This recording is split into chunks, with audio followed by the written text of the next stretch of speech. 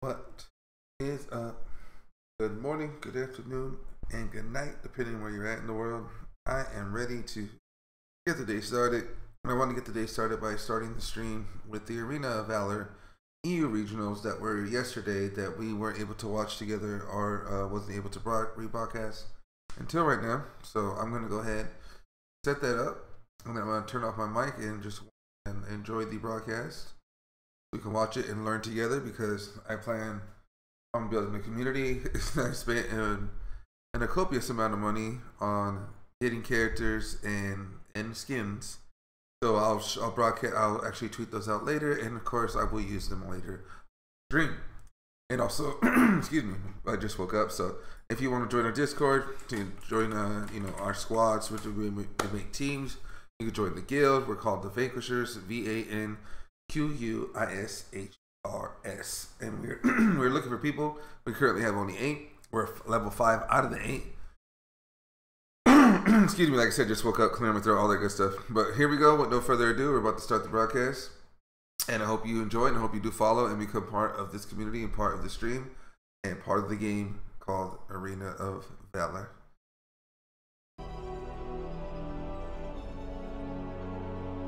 Due to the time constraint, like it's starting in 13 minutes, I'm going to go ahead and skip forward to 14 minutes in so you don't have to sit here and wait.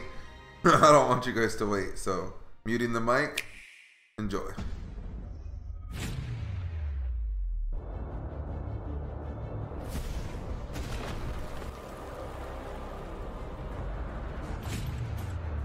Unfolds around me. I'll let my fist do the talking. Welcome to the arena.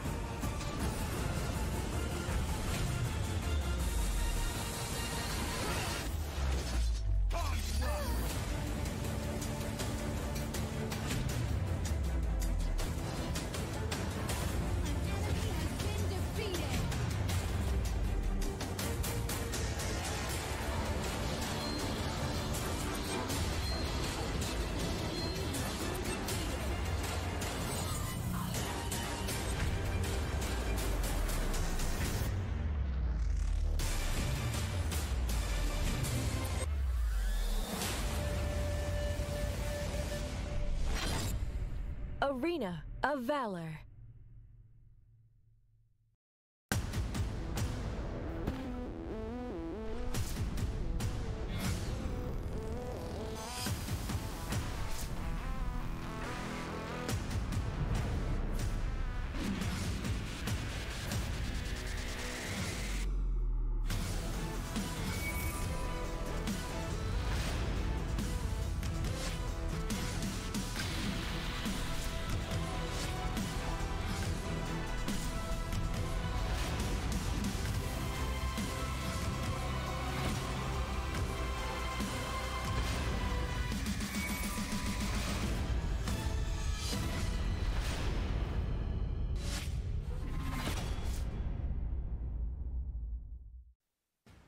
It's a beautiful morning in Los Angeles, California, as we find ourselves here for week number 5 of the Valor Series, brought to you by Facebook Gaming.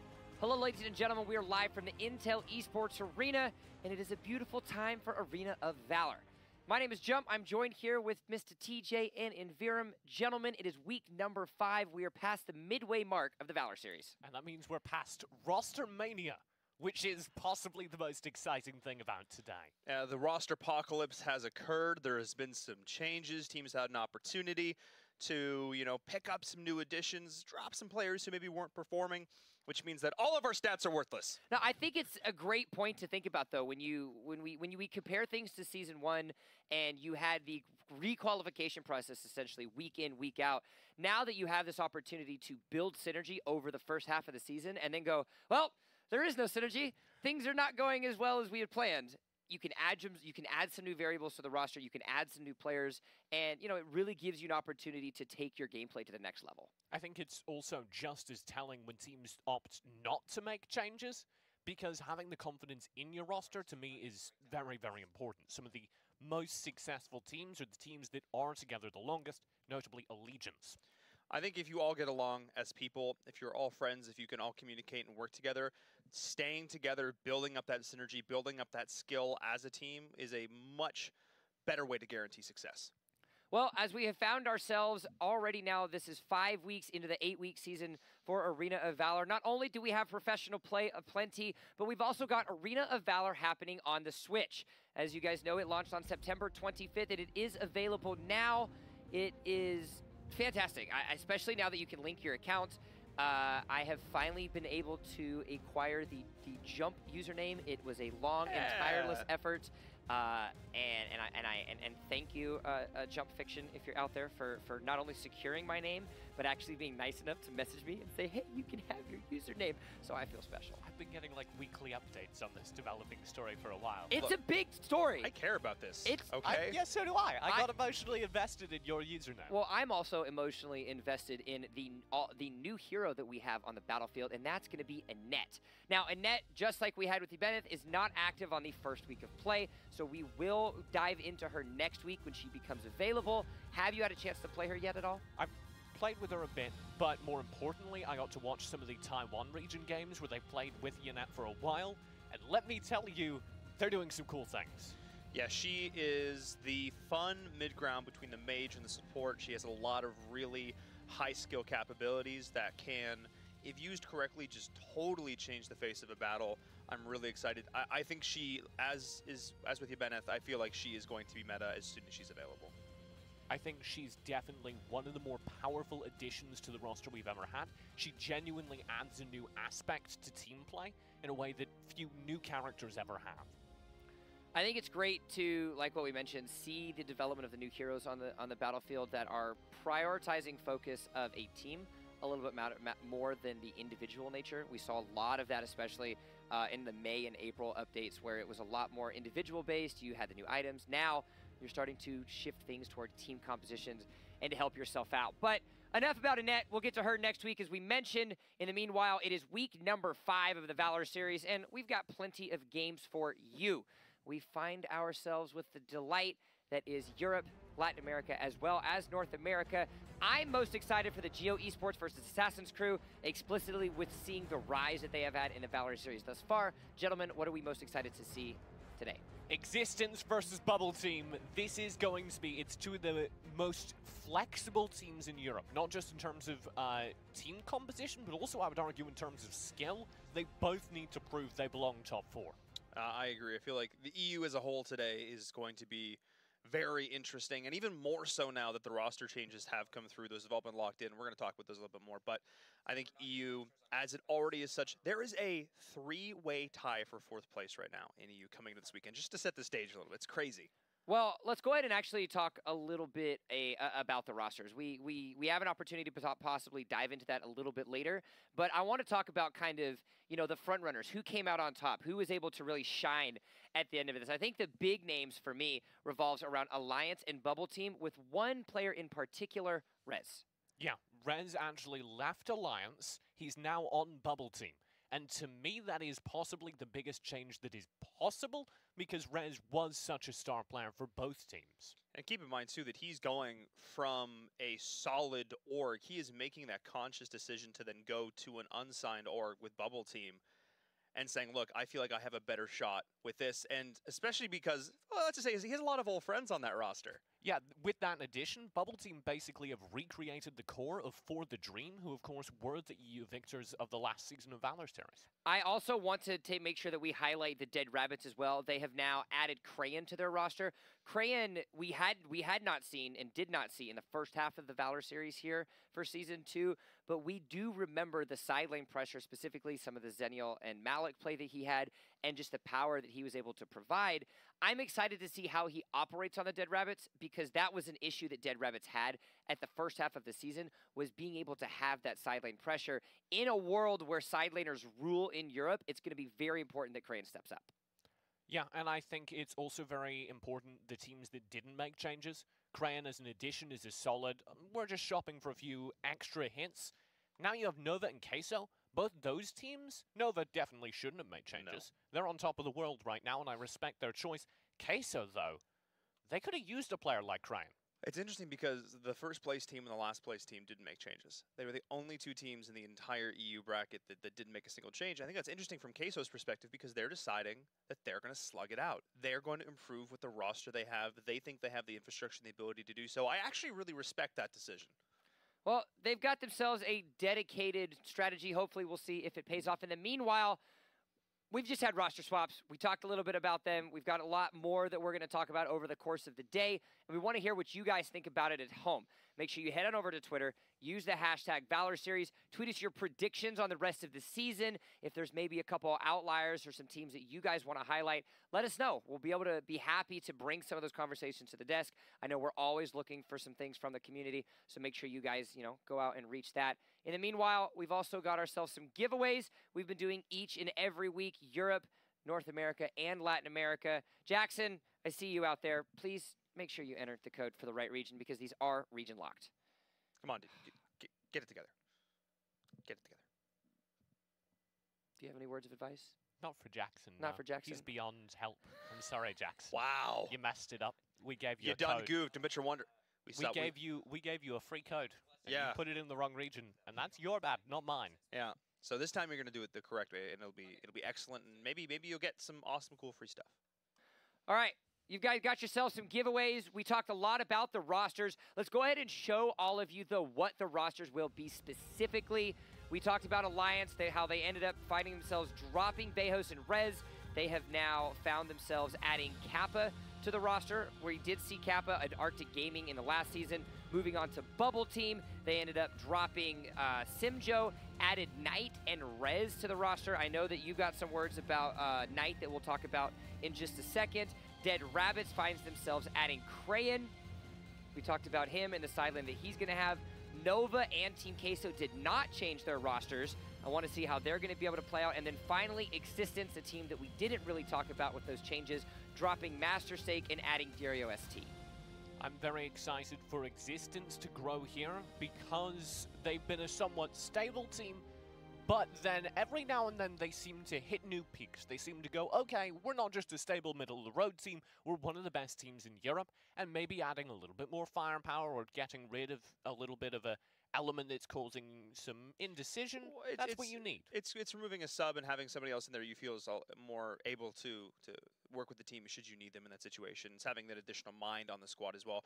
I think Existence is a great example of a team that came in, didn't work so well, and then they made changes and stuck with and have grown so much. It's really actually, I think the story of growth is often one we have to talk about with Europe because so many of these teams, we had different expectations for them week one. They didn't perform, but now they're on the rise again. Bubble Team is one of these teams. We have a lot of these different rosters that have come so far from week one. It's like we're at a daycare and we see all of these delightful toddlers, and then we're watching them grow as they end up actually just like throwing lights. Oh, sorry, that's wrong region. That's North America. My bad. I apologize. In the meanwhile, let's go ahead and talk about our actual matchups for the day. Our first matchup is going to end up being Alliance versus Bubble Team Versus Nova. You're right. I don't know why I said that. They're up wrong. next. No, hold your horses, Jump. I just want to see them so bad. All right, we've got Alliance versus Nova. What are we thinking? I think this is the true test of Alliance. They've just made some changes that I personally hard disagree with. I think losing Rez is going to definitely hurt this roster if they want to prove that it doesn't. If they want to prove their roster has grown as a team, now is their chance. I think, again, we have a three-way split for fourth right now. Alliance needs to step up right now. They need to show they can go toe-to-toe, but I think that is going to be very difficult for them now, given the changes that have been made to their roster. All right, well, let's go ahead and talk a little bit more about that Alliance roster specifically. Like you mentioned, we've got Vejos, we've got Rez that are off, but I want to spend a little bit of time talking about Kappa. It's going to be Cap here. We've also got Bobby Cart that will be starting over Oxy. I know this is a questionable decision. We saw Bobby Cart in the Valor Series in Season 1. He's been doing kind of team manager coaching role in Virum. I think it's Oxy's having some sort of issue today. This is literally a sub situation. I don't think this is something we're going to see consistently moving forward. Bobby Cart is stepping up. The team needs him to be here right now.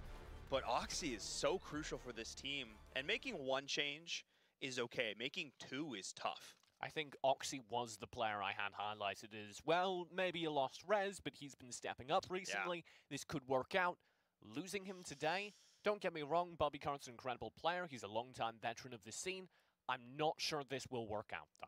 Well, let's go ahead and talk about their opponent. Now, we've decided that Alliance has had some questionable changes and they need players to step up. Nova was a team that did not change their roster. They have repeatedly changed positions. We see iFlex is actually in the starting position now here. How are we expecting this to play out? iFlex is just a solid sub. He plays every single role. He is the best sub in Valor series because he is so flexible.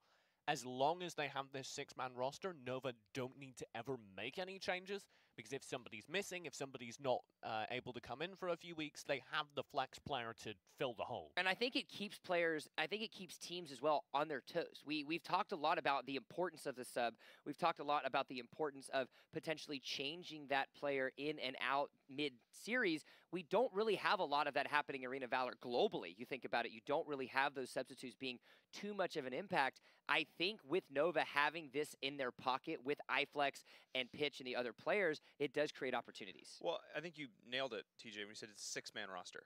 They truly are playing this like he's not a sub, like he is an essential part of the roster. They run a 6-man roster. If they want to run some particular strategies, they have the additional card in their pocket, you know, the ace up the sleeve, as it were, that is iFlex. All right, well, we've talked a lot about these rosters, and this specific matchup is going to actually be our regional rivals for the week. We have seen lots of exciting matchups across the board. Invirum has taken a lot of time being able to do this. Now, mind you, as a disclaimer, this video was made in before.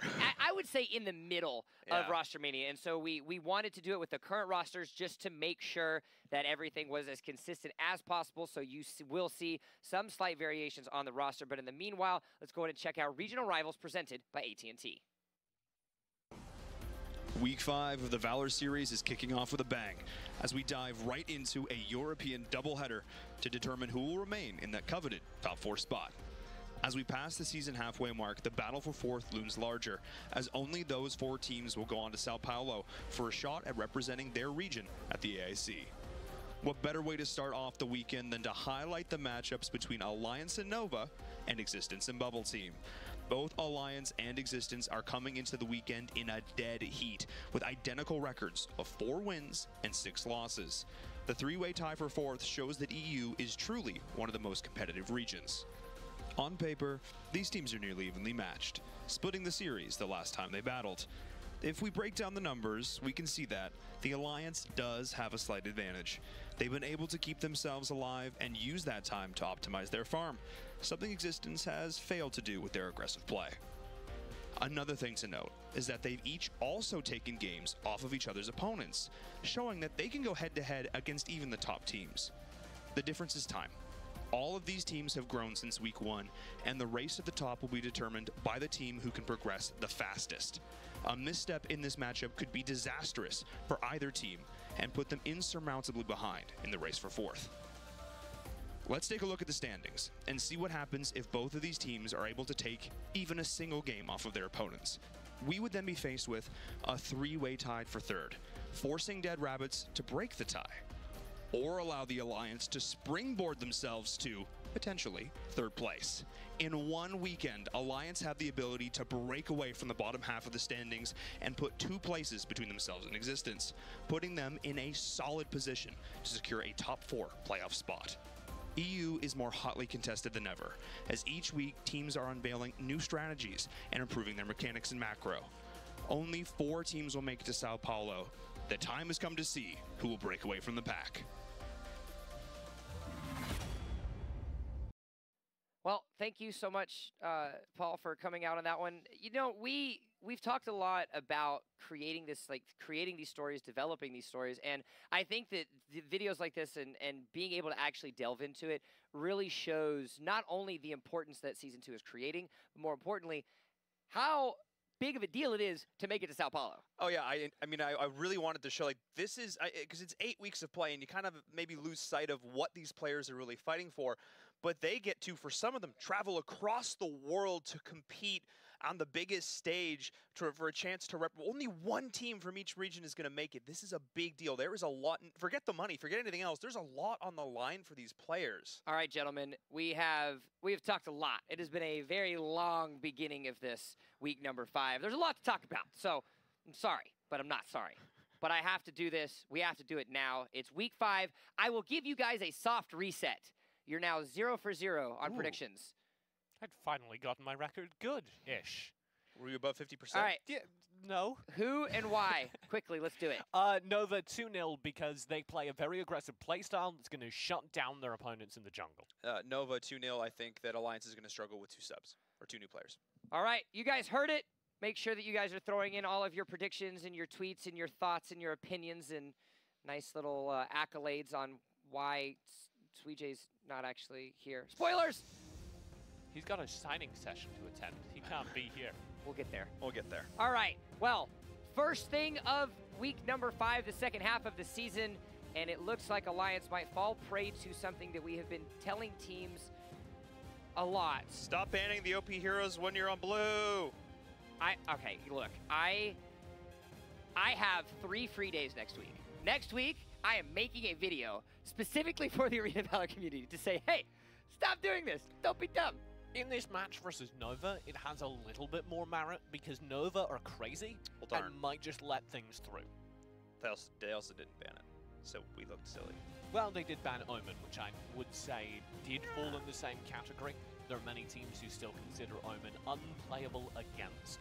However, I agree it is a little bit more of a shift towards a target ban than a flat-out, this is Omen. EU is interesting because EU loves Omen and EU makes Omen work, but other regions don't have success with Omen. And it's really interesting to see how different regions have, but Marja is another great example of a hero that can counter Omen very well. Yeah, Omen and Marja are both very good for the EU meta specifically. EU has always been a very coordinated region, and I think those 2 characters, which both require coordination to make work, kind of reflect that. We also see a Malik being denied here for Nova. Malik, one of these heroes who everybody seems to think is great, but struggles to actually find. I think he broke 30% win rate, which is great, but it took him a while. I think Malik is incredibly powerful. I think he's one of the best bot liners, but I do think that because of the way the draft works, when he gets through to the team that lost the opening pick phase. So I think there may be some bias there. Yep, I would agree in the way that, you know, you pick him because you think you need to, but at that point you're already in a disadvantageous position. I just want to give a slight tangential comment. As I'm helping update stats, so we can try to make sure that we give the viewers as accurate of a stuff as possible. I actually kept figuring out why it wasn't working on the ban phase, and it was because I kept typing res in Omen. So if you want to talk about foreshadowing and thinking what's going on. You can't ban Rez, Jump. No hero is more relevant and prevalent in the life of Rez than it is Omen, as he finds himself not on this roster. Let's talk about Cap a little bit. Now, Cap, as you see on your screen, did find himself at Arctic Gaming. Now, I believe he was on the 2nd rendition of Arctic Gaming, which actually ended up winning and finding themselves a solid amount of points, and could have potentially ended up going to the regional finals that we had at E3 this year, but they were unable to do so because they had 2 extra players that they subbed in and out, which ended up resetting their Valor Series points halfway through the season. Yeah, which is really unfortunate. Sometimes it has to be done, but definitely I think a player he's being picked up on this Alliance roster, you know this guy's got skills, and you know he's going to be hungry. Zenial being picked up now, I think a fantastic first pick. I love the choice to force the Ibeneth over to Nova. I think these bans are about as meta as you can humanly get. Yeah, Alliance ban out EU meta, force Nova to ban out OP characters. This, however, leaves a lethal duo. I feel Nova just won because they get both Violet and Crashed. This is going to give them an insane frontline and one of the most powerful ranged DPS in the game. Violet has never not been good. She is always excellent. Next patch. The patch notes released on some other servers really nerf the Violet Jungleite. Well, so there's a chance. Next patch. So you're saying there's a chance? Yes. Hopefully. Maybe. Crest, Violet will no longer be meta. However, Crest will probably still be meta because he's got that ult on such a low cooldown timer now. He's just the perfect frontliner if you have a backline you want to protect. He constantly can have the big CC of the Metamorphosis, pushing people back, setting up for a fight. I love the decision making that Crest enables because it's, do I initiate and go in, or do I peel and play defense? And it requires so much precision from that player because you can win or lose a team fight off of one ability. So it looks like Irie, as well as the Flash, is going to get locked in immediately for Alliance. I like this decision to go for the Flash. We've seen we've all seen the delight that is Poseidon's Liliana, so I think for me, a huge portion of this is Alliance going, all right, if you want to play your favorite hero, you're going to go have to do it because you're going straight into a counter. I like the early aggressive nature here by Alliance. A big matchup to watch here is the Mage over on the Alliance side, Skycrew, who's consistently impressed us on a couple different characters, Flash and Raz most notably. This is now his chance to step up and duel the best, or one of the best mages in Europe, in the form of Poseidon. We do have to worry, though, because though they did find themselves picking up an early mage in that Flash, that did leave the Chognar open and available as well for Nova Esports, so they get the Crush Chognar combo. All of the protection that you could ever need for a Violet in the backline. They've also now locked in a Ryoma, which we have jungle. seen. I'm confused because either that's jungle, or they've got. I suppose they can just run it bot lane. They'll run Crested Dragon and they'll run Ryoma up against the Zennial. I'm keeping an eye on iFlex then because I want to know where he's playing. They need a mid last. They I think they're gonna run iFlex on the Crest. But I wouldn't be surprised though. It wouldn't be out of the ordinary if we ended up finding ourselves with a Chognar in the mid lane, because it is something that they could have potentially has ran as well. I do think the Chognar pick was purely for denying that away from the sense of Alliance and allowing them that extra piece of protection. But it leaves Aram available. You don't put Poseidon on Chognar. That is a clinical waste.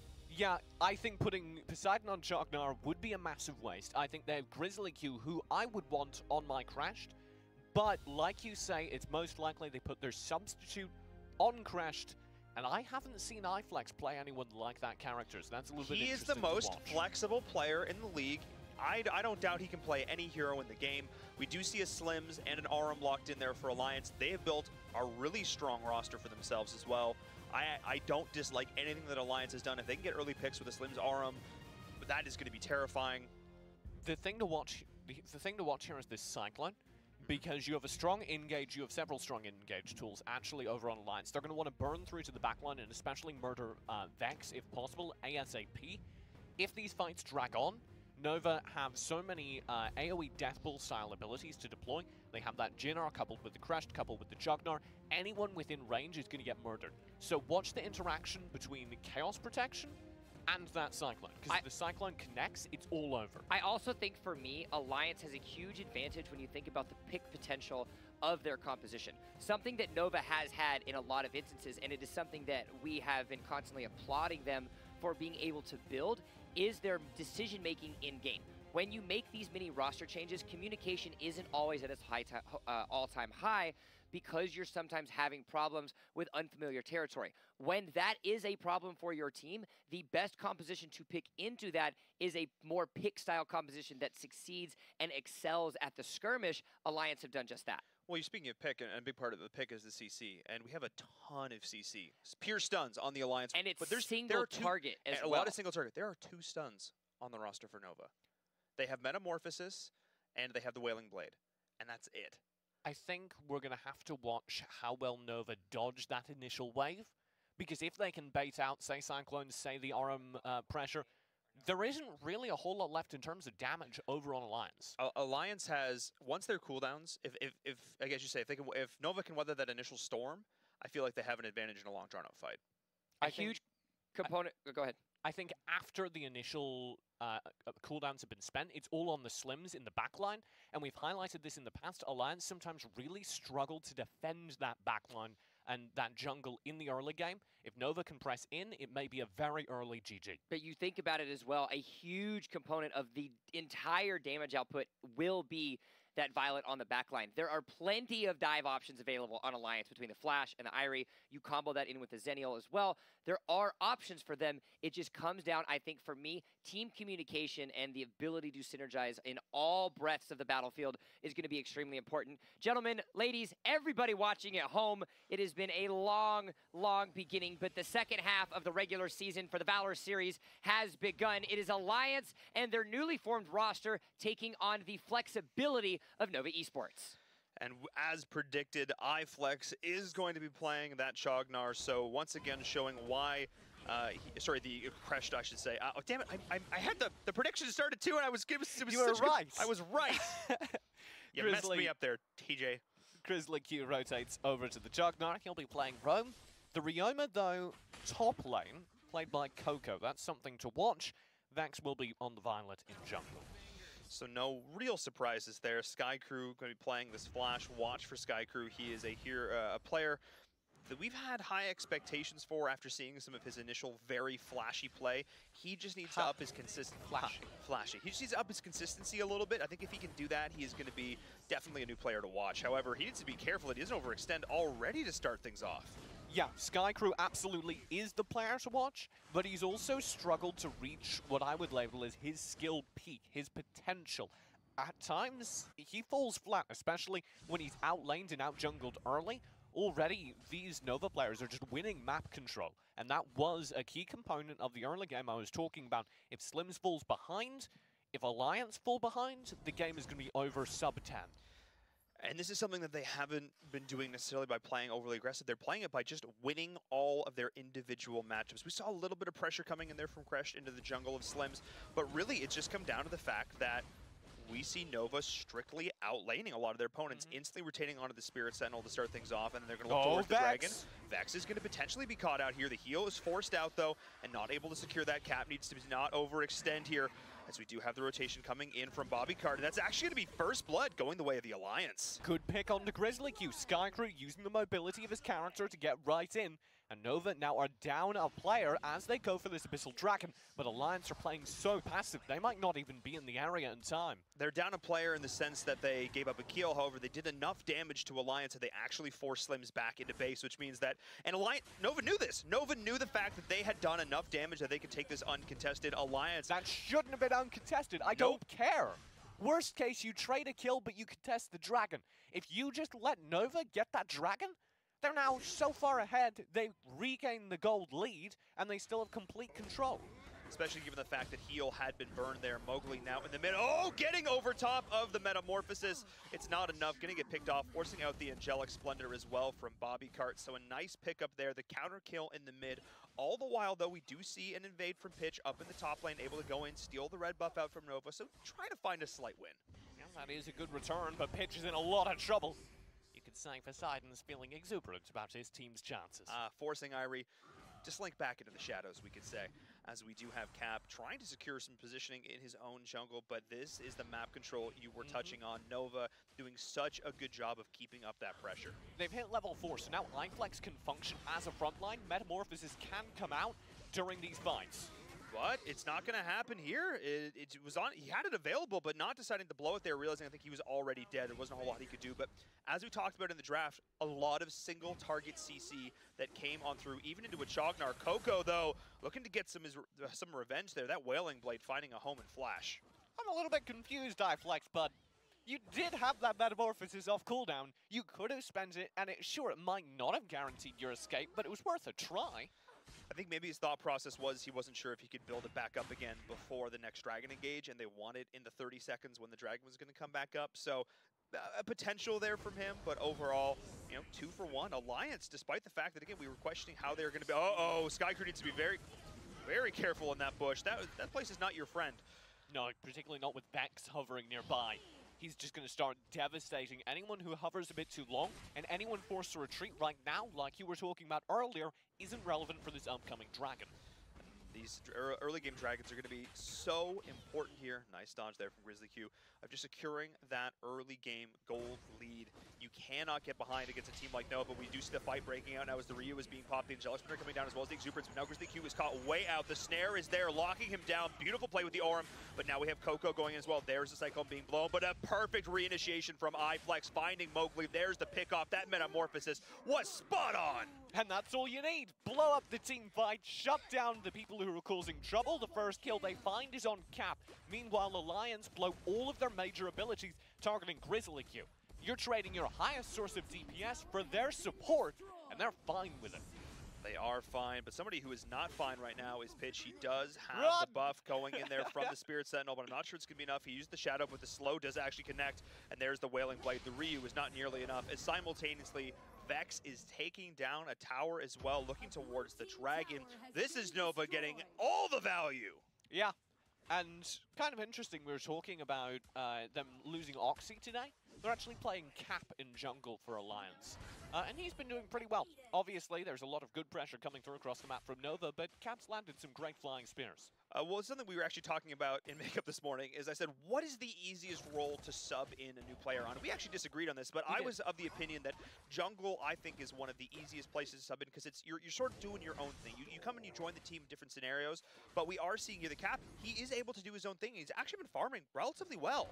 Yeah, the major thing they're going to lose is awareness of the rotations, awareness of the map control, and that may really start to hurt you. Well, it's going to hurt Grizzly too as well as he gets caught in the snare. We do see iFlex on the flank though, and that is going to be the reinitiation. Skycrew on the flank trying to pick up the kill, but it's not enough. The Angelic Spider comes in and iFlex splitting the fight beautifully with the Metamorphosis, and now we have Skycrew being forced back underneath the tower, going to get picked up there by Vex. Splitting the fight perfectly was Nova. And Cap, that's too far forward. The threat can now come through to the tower because they still have minions alive. There is no way this tower survives. That started off with a beautiful, fantastic snare from Mowgli, but it just wasn't enough. We see another fight breaking out as Pitch and Coco are going toe-to-toe. The minion almost picks up the kill, but we do have the dive underneath the tier 3 double kill coming in from Nova. They are winning in every conceivable form as the chase is still going on. Coco finds it with the flicker. A sick little flicker to find the kill, and Alliance are in complete control of nothing. Complete control of nothing. That was Nova flexing right there, and I'm not just talking about the player. That was them looking. That was They're a showing beautiful off play. their gym gains, and I can see it because this is definitely a Nova roster that feels comfortable with their win condition. Here it was, like I said, shut down the early game. That's where Alliance are weak, and that is what they have clinically, surgically done. There is no jungle left for Alliance. They're shaking the piggy bank, and there are no coins coming out.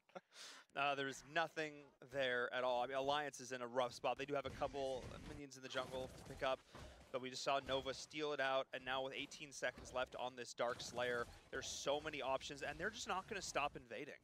Grizzly Q has been leading a lot of this as well. That doesn't make a whole lot of sense. I think he's actually leading his team in deaths, but I really like it because he's the player who gets caught out. He's the player who all those abilities get invested on killing. And every time that happens, they're fine. As a support, if you die for the team as a result of a couple ultimates being blown, you have gained quite a lot for your team because those ults aren't available to focus your DPS. And that's Chognar's job. His job is to be this front line to soak it up because he can resist the CC. But right now, we just see all of the damage going through. Mowgli as well. He's like, it's also my job to take the spells, right? And they're just like, yeah, but then Nova's like, no, we outfarm you by, I don't know, almost 10k gold, so this is going to hurt. Vex does hurt right now. He's, well, playing Violet, and that means as we get towards the late game, he's finding major value. Yeah, we do see Pitch as well, looking to try and go in and slow this down. I mean, we know we can't let that Violet get to the late game. And we do see Pitch try and set up a fight, but it is too late right now because we aren't seeing Alliance going in as a group like we're seeing Nova doing right now, splitting the fight beautifully with the Metamorphosis. We do the Cyclone in the back, trying to connect onto 3, but the heal is being popped as well. And iFlex is doing such a fantastic job with splitting this. His job is to distract while the tower goes down, and it's done just that. But Mowgli's still alive, finds the snare though onto Coco. The Chaos Protection is there, but it's not enough. The Angelic Splendor follow-up, but not going to be able to secure the save in time. And now Vex is trying to rotate as well, while Pitch is trying to take down Grizzly Q, but he actually misses the Ryu. The fight is breaking out down in the bottom as well. As we see this both, Vex is trying to survive, and we do see the pick up there in the jungle, but Vex has found himself in a rough spot right now, pinned into a corner, and that was Alliance defending. They do hold on, but Vex gets entirely too much. He chips away in that mid lane tower while much of the focus is again chasing low-value targets like Grizzly Q. And he gets a free kill while running away. That was just fantastic play from Nova. I mean, Alliance, they're showing a little bit of life here, able to pick up 5 kills, able to try and contest some of these objectives, but it's just not nearly enough right now. The Darkslayer, another in a long line of things that are probably just going to go right over to Nova now as they find the rotation. The snare is there, the Uncaged with the Exuberance is now being popped from Poseidon, and that is the Aurum going down. Nova came to check on their investment. They said, hey, what's going on with Darkslayer? And Alliance had to pretend that they weren't doing anything. Oh, hi, we're just wandering around. We're examining the Darkslayer. There have been some issues with Darkslayer maintenance, so we were just making sure it was all in running order. Yeah, well, they discovered that it's working fine, and so are the ganks I was gonna say of Nova there, but Alliance are in control of these ganks. Little else, but every time they bring Skycrew and somebody else to gain control of a single kill, They find that pick. But that's what their draft is designed to do. They have the CC, they have the solo kill potential. They're just struggling in team fights, into the Exuberance, into the Metamorphosis. The Flash, the Cyclone, it was so great in that last fight. It locked down 3 members. But they just weren't able to convert on it because we saw Kresh doing such a good job of splitting the team on his own. Yeah, and that's been a major part of these fights. iFlex doing very well on the character. Now, Dragon or Darkslayer has been picked up. There is a Drake available. They need to find exactly that to open up fights. Make sure Nova can't go for the tower pressure. That was exactly the opening that Alliance needed right now. Bobby Carp is stepping forward, but we do have minions in range here. The tower is getting oh so low. The Drake is actually chipping away. That is the 3rd and final high ground tower, so the super minions are going to be rolling on through. But look at how much HP is still here for Nova. They may have lost Poseidon, but they are still pushing right now. If they can secure only 1 kill, that is all they are going to need to pressure out the core. Vex is sitting in the back, so we do have Ryoma trying to push the lane as best he can right now. But I feel like the whole team needs to be here as we are getting the initiation right now. There's the Ryu, the follow-up as Mowgli is going to drop. Vex survives. How? As they're going out of the core as well. SkyQ is trying to back up. We do have Ryoma in the back trying to take on the team 1v3s. iFlex is there, and that is absolutely massive, but that's just GG.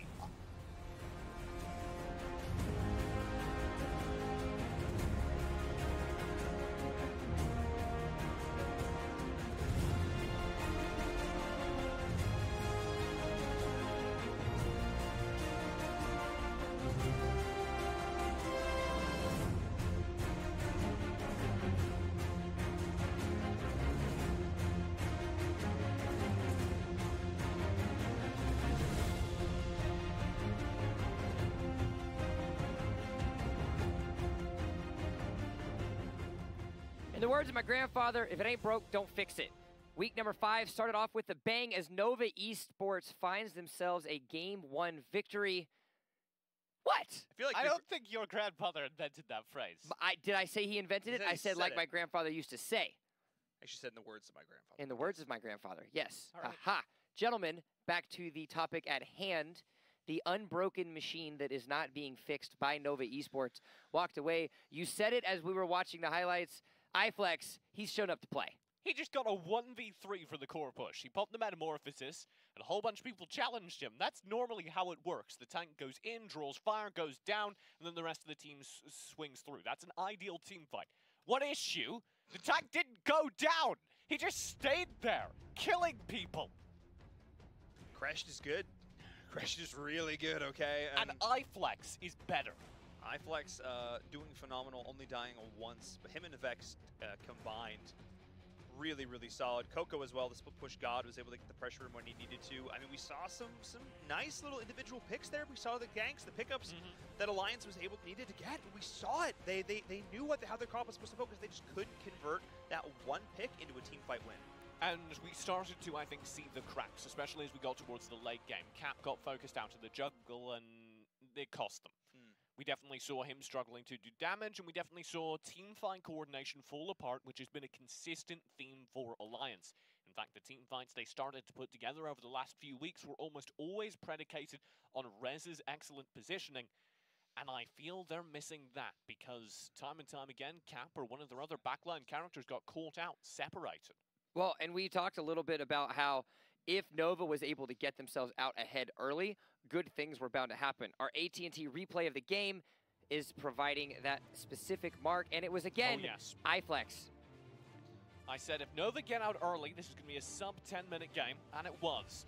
This was Grizzly Q going down early, but look at how much focus was there, and then the focus shifts. Already they've lost Cap, their front line falling early. Vex finds that kill, iFlex takes the front line, and Nova roll through. And oftentimes your reaction as a Kresh is like, oh, the fight's starting, I need a Metamorphosis. But the fact that he held it just long enough to bait them out of position to then re-engage, allow his team to find a pick there.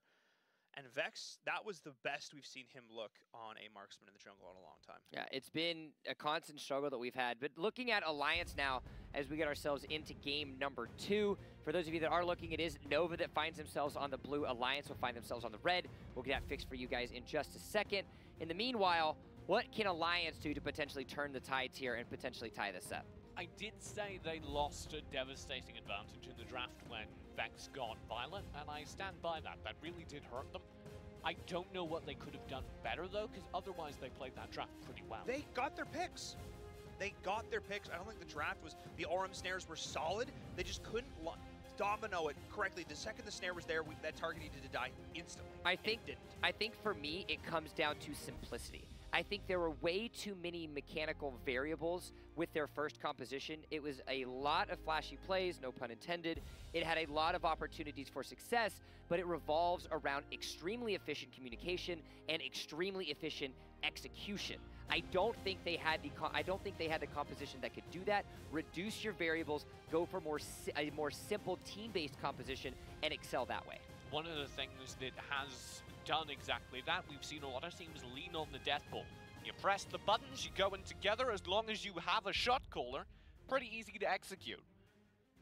They ban away the Pura, they ban away the Crash. Nova are instantly shutting down the potential for anything like that. The simplest composition to execute, the one that maybe Alliance would have been looking to do, Nova gets the read instantly. This is a very cognizant heads-up ban from them. They clearly are showing that they have a very firm grasp of the meta.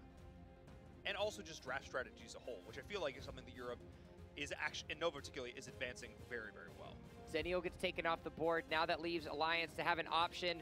Do we ban away the Marja? Do we ban away the Valheim? Wouldn't be surprised to see a Valheim, but now that immediately gives an opportunity for a Marja first pick by Nova. Omen is also potential here because you put Coco on Omen and bad things happen. I think you give iFlex Marja and better bad things happen. I like that too. Worse things. Worse things. Worse good things. Depends it's all about perspective. That was not. Oh, well, you give iFlex. You give iFlex Malik. There you go. That's fine. That's also fine. But now you can look over at Alliance, and Alliance has an opportunity for a solid Marja Omen. pick. I mean, they could actually. They should Marja Omen here. Yep. Take that away immediately. Marja very good into Malik in the bottom lane. Then you have Omen chewing up the top lane. Things look good. Instead, though, they're shifting towards that Jognar, which would give them a good answer to CC. They still have to pick up Omen here. You need to pick up Omen. I don't think you pick Marja over I go Omen. Marja. I think you actually Marja here. But you're giving now Omen Malik over to... Yes, but I think they needed Marja because of how scary iFlex is on him, and because they don't want to have... Omen can lose a lane. They can grab Roxy. There's other people who beat Omen in lane now. I was gonna say, nobody there's also... beats Marja in lane. But this I like this better. Yes, I like this. I like this good pickup better. choice. You're Alliance.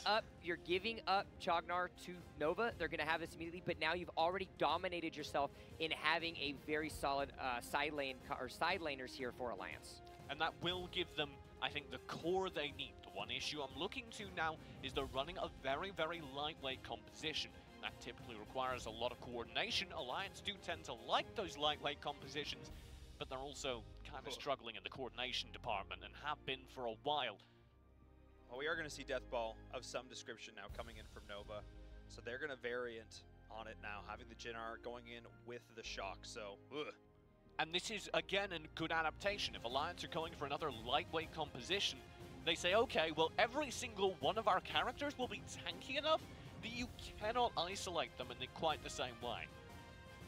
L'Oreal becomes the hover. That's a name that we haven't seen up in quite some time. You're worth it, Alliance. I'd be shocked. I'd be genuinely shocked if Skycrookers like Raz is still on the board. They're running a tanky comp. Raz might be great into that. You wanted a more lightweight mobile composition. L'Oreal brings that to the table. Right. Woo! So now let's talk a little bit about, we haven't seen this matchup before, Jhinnar versus L'Oreal in the mid lane. I actually think this is a hard loss for L'Oreal because what L'Oreal does is she lays out her circle, Smite if I'm not mistaken, and then she can teleport frequently because her cooldowns are low, so she can basically dash around as long as she remains within that glowing circle. The problem is... Jhinnar says, come to me, Jhinnar my love! also has a glowing circle. His hits harder. Yeah. So I feel like if they take this hand-to-hand in mid lane, it's going to be a hard loss for the L'Oreal. This is a beautiful decision by Nova. They have now not gone for something more of the death ball and have instead realized that, all right, Poseidon can hold his own. Let's play it more of a control mage style as opposed to a backline dive. Let's allow now Vex to be put in a comfort position with the assassin, as well as giving Yorn over to iFlex on the side lane. I love this draft. Actually, they don't have to put iFlex on. iFlex can play on his Malik. Coco performed in week number 4 with the Yorn as well, so they can flex, no pun intended again, this wherever they want. They could. I think they'll probably still put. Actually, no. they could do both, yeah. The last time that iFlex and Coco played on the same played on the same battlefield. It was in week number 4. They did pick a Yorn Malik composition, and they put Yorn into the hands of Coco. I think this is a better decision because of the power that iFlex can create with that tank and Malik. This doesn't lock them into anything. When the shock goes, they can shock, they can exuberance, they can follow up with the drone drop, they can make it happen, but then also they have the flexibility to have more laid-back team fights, but I love it. Watch out for this, because this is Ryoma jungle. I do not think going melee assassin into this composition is a good answer, because if they run this Ryoma, he's gonna have to build, he's gonna have to build really tanky, and he's just gonna get melted. Every single team fight, L'Oreal, Ryoma are just going to be burned down by the burst that is now on hand. Should the team fight go long, Nova win again because they have a solid front line, and behind it, the Yorn damage. I hate to say it, but I look at this Alliance composition, and it feels like I'm sitting in a lobby of solo queue at this point in time. I want to put myself, and no, I don't mean that in a sense of this is a bad composition. It works, it has its moments. But I feel like Alliance is just putting themselves on comfort picks. They're putting themselves on heroes that they know they can play mechanically well. But as you've mentioned, looking at what they have on the opposite side of the battlefield in Nova, this is a very scary comp. It's like very high-level solo queue because, yeah, you have all the correct roles. You have a lot of strong heroes, but they just don't quite mesh together as well as the draft of, say, Nova. I think that there is some potential. I love L'Oreal. I think in the right situation, she's great. However, she's going to throw down her smite, and then the shock is going to go in, the exuberance is going to go in, there's going to be a drone drop. Unless the mechanics on those blinks are perfect, and I mean perfect. SkyCrew can do that. That is, to me, you opted to run L'Oreal. L'Oreal is not a meta character. She's not a character we've seen for a season. If there is one player who might have something up his sleeve, who might be able to make it work regardless of the fact that it's not a meta composition, it might be SkyCrew. It might be the potential of that mid lane mage. Look, I'm biased. She's my go-to mage in mid, so I'm happy. I think for me, a huge component, if we want to look at it, positively, if Alliance gets ahead, good things are bound to happen. The late game wholeheartedly goes into the favor of Nova. Explicitly, that is always the case when you think about heavy team-based compositions. But for me, if the Omen and the Marja get a lead, if the L'Oreal is able to get ahead early. But Ryoma doesn't scale as well as that. Yeah, Ryoma into the Kriknak and the Yorn, that's going to be, because he falls off late. He does, but again, it all comes down to that early advantage. I think for me, it comes down to execution, which is something that Alliance needs to fix for the second half of the season. Game number 2 is getting underway of our first match of the day here in Europe. Nova Esports finds themselves ahead. They've got comfort, they've got power, but Alliance is looking to make things rock. And, well, Alliance have been dominant in games where they can control their own jungle. And as we were talking about, if they want to win early game, it's got to be their own jungle control that matters. Nova already are looking to disrupt that. Pressure in early, shut down that early game. That's what they need to do, because if they allow this Ryoma to get himself into a good spot in this early mid-game when his stuns and all his power comes online and they're able to ramp off of that, it's going to be very difficult to deal with. However, Kriknak as well, someone we're going to have to talk about Vex and his penchant for these jungle assassins. Well, he's one of the EU players that kind of led the way on them for a long time. Nobody really played assassins, still really don't. Vex is one of the exceptions because he's got the mechanics to do so. And I think on characters that are so mechanics-based, like the Kriknak, a player that is just better at the individual inputs has a higher skill ceiling than somebody who's just hovering at the back of a team fight and throwing in damage in, say, a Lindis or a Violet role. It's definitely more mechanically intense, as it were, especially now that level 4 has come online. He actually misses the drone drop, but the rest of the team is there. Bobby Cart forced to use the flicker. The lifesteal from the Beast is not enough to keep him alive, so that's going to be first blood, instantly capitalizing on level 4 from Vex. That was their tank!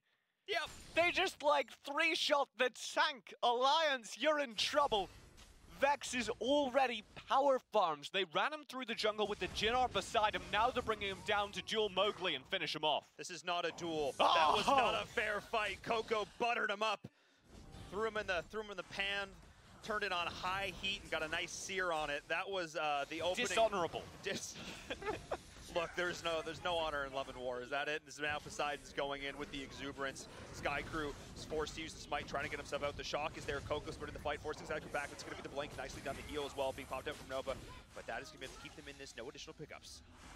Skycrew laid out the smite, and iFlex instantly stunned him before he could blink, shutting down the blinks, shutting down the mobility, making it so the L'Oreal had no relevancy to that fight, despite their ultimate being up and active. Yeah, because again, there's just, you talk about standing in the death circles, Alliances is way scarier to deal with. Once the shock goes down, they can just literally live in the chaos protection, in the shock, in the exuberance. Nova as well, having the ability to get that additional zone control with that Yorn on iFlex, who is actually playing the Yorn jump. Just for the record, iFlex did play it.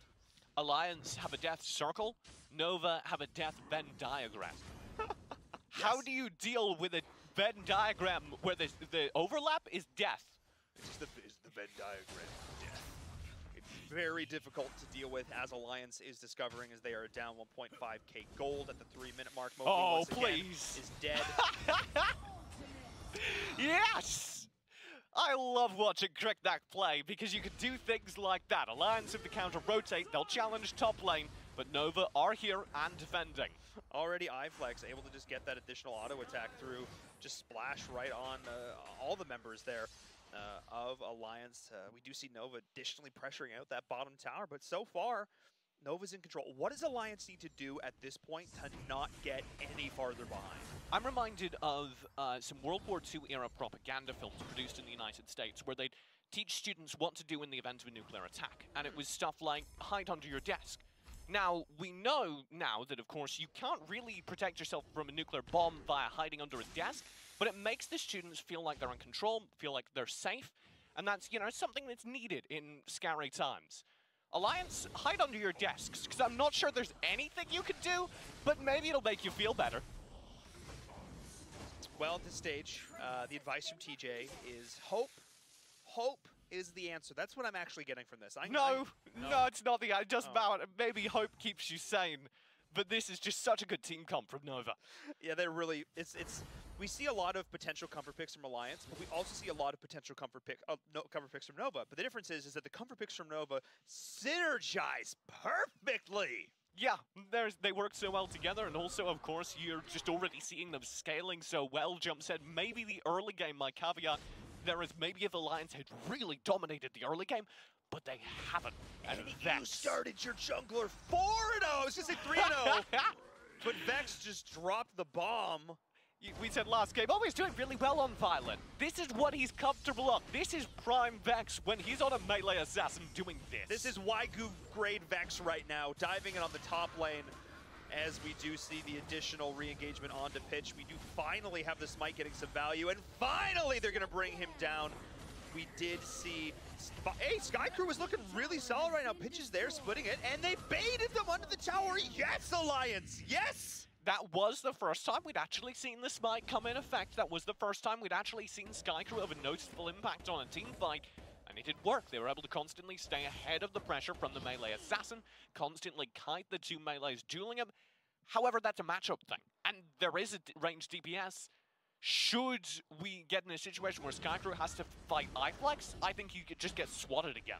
Well, we're going to look at that right now as the smite is going in. Skycrew's there, but all of the members of Nova have joined the fray. We do have the heal, they do have the snare, and Skycrew does get picked, so there is a trade, but trading your mid for a support is never ideal, especially as Vex is continuing to charge in right now. The Death's Beckon from Mowgli not going to connect, but getting Vex another kill is huge, especially as they're continuing in with the shock, the flicker. It doesn't even matter. Cap take the shot. Cap take the shot for Flex to keep him alive, though. That was actually sick. Flex was going to try and snipe there, and Cap tanked it for him. That was sick. The problem is, every fight, iFlex kites back the initial pressure, sits in the backline doing damage. Skycrew expends all of its ability to try and chase him, and then Vex sweeps in like the Roomba of death. Look, he is the cockroach that just will not be swatted. In fact, he's the one who's picked up the fly swatter himself, and accept the fact that it's made of, like, titanium. It's a really extended analogy, but a bit. All in, baby. All in, like these rotations from Nova. They have looked so solid, not being afraid to commit, diving under some towers, going for flashy plays, and so far, almost exclusively, it's worked out for them.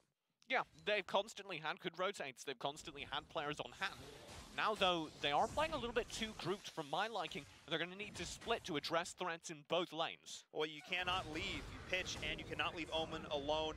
We do see the Ghost Walk to be dodging out the Exuberance nicely down there from pitch as all 4 members are rotating up, but the Omen actually forced back by the Kriknak, so Vex really nicely on there because Omen has so much crazy split push potential as the fight may be looking to get set up here in the jungle.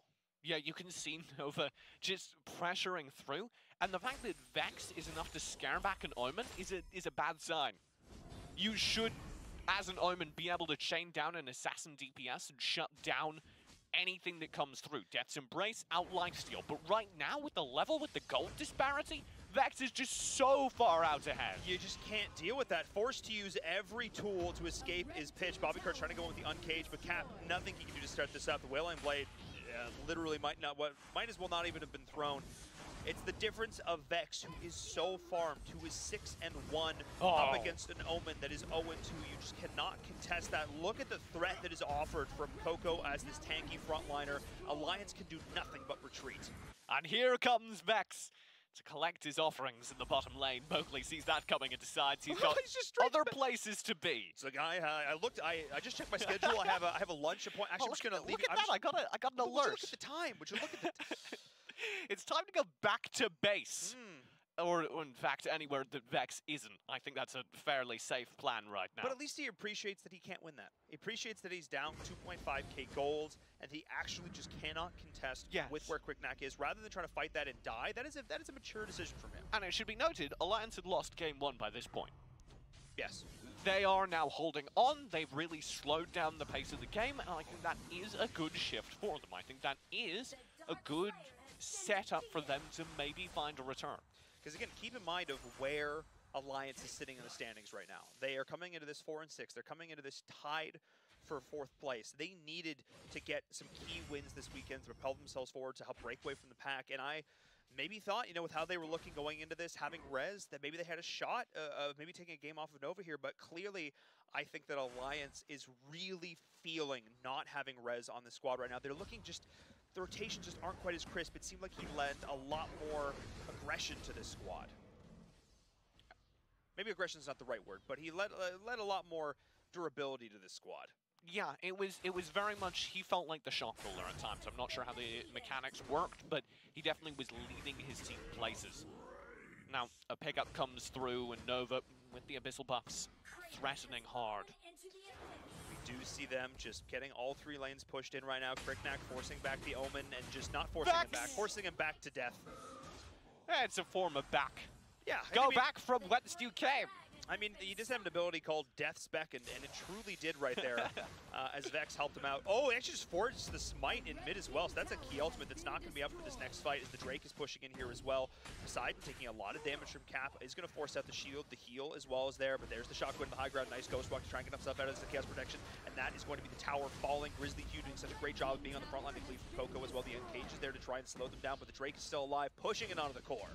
I don't know what you do, Alliance, but it needs to be now, because otherwise you're going to lose yet more high grounds. And well, Nova are entirely comfortable with the pace of the game. Vex slows down, says, okay, I'll solo Abyssal real quick. Maybe wait for a few friends, and we can work this out. Abyssals are always better with friends, TJ. Yeah, it's particularly hard to solo because, of course, the Abyssal lowers your attack damage every time it hits you, so you really don't want Vex taking those hits. Yeah, you want to have somebody there to tank that up and give your DPS the time to shine. Yorn was able to walk right on in there. And Yorn, someone we've been a little quiet on so far, taking a look at his build as well, going to be doing such a good job of shredding through Alliance. Miramasa as well. Good luck dealing with that armor pen. Yeah, speaking of armor pen, eyeball that Kriknak build. Would you like any more damage? Because I'm sorry, there's none left. Well, I feel like Poseidon actually is the one who's saying, look, I am the damage now. He just 1v3. He did. He forced back the entire squad of Alliance. They are now so incredibly farmed over on Nova that Alliance, I don't think there's much they can do at this stage. Almost down by 10k gold. The Shock is going to go in to try and split this. Coco doing such a good job of keeping his team in this, allowing this tower to go down. Oh, and a True Drop the Exuberance. 1, 2, 3, and 4. In an instant, Run, Nova. Sky Crew! Start a farm! Live your life! Go join your friends in the afterlife, because that is going to be GG. Game number... It's fine. It's minions. Just minion things. They can do this without minions. Game number 2 is going to the to Nova. They take the series 2-0.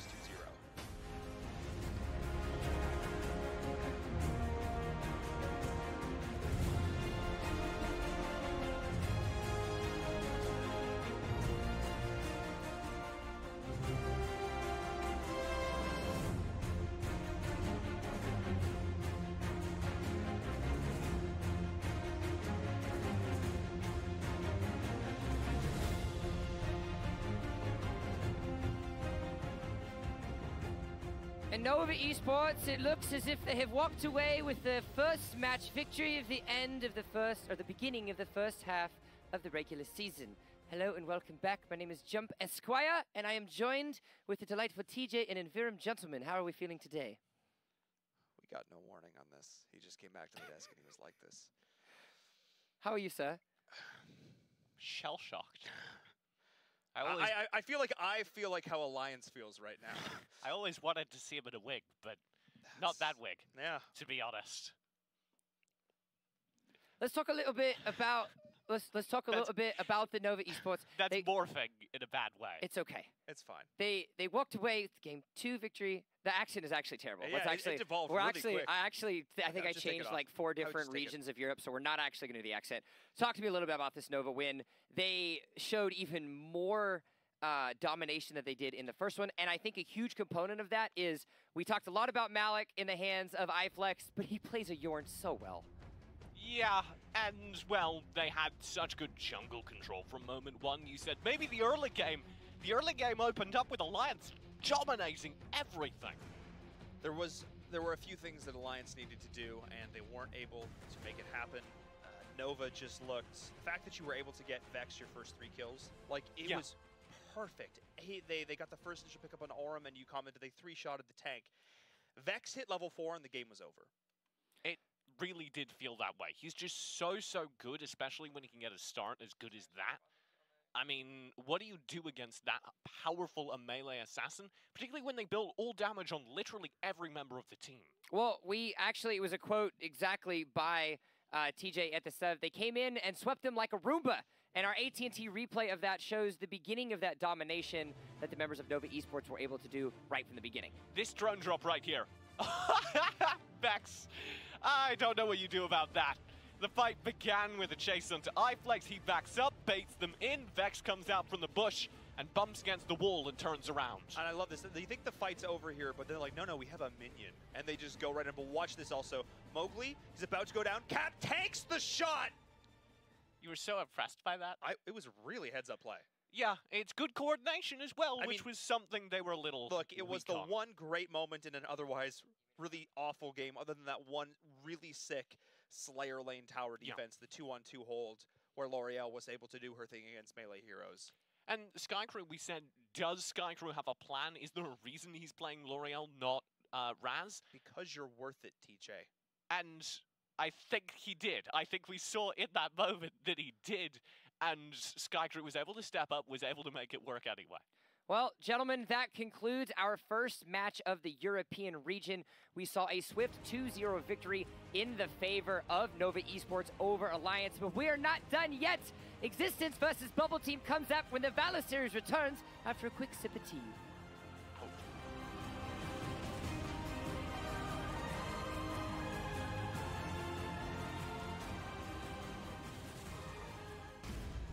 Week 4 in the Valor Series started off, as we've come to expect, with some truly epic action, as Team Queso took on the Dead Rabbits.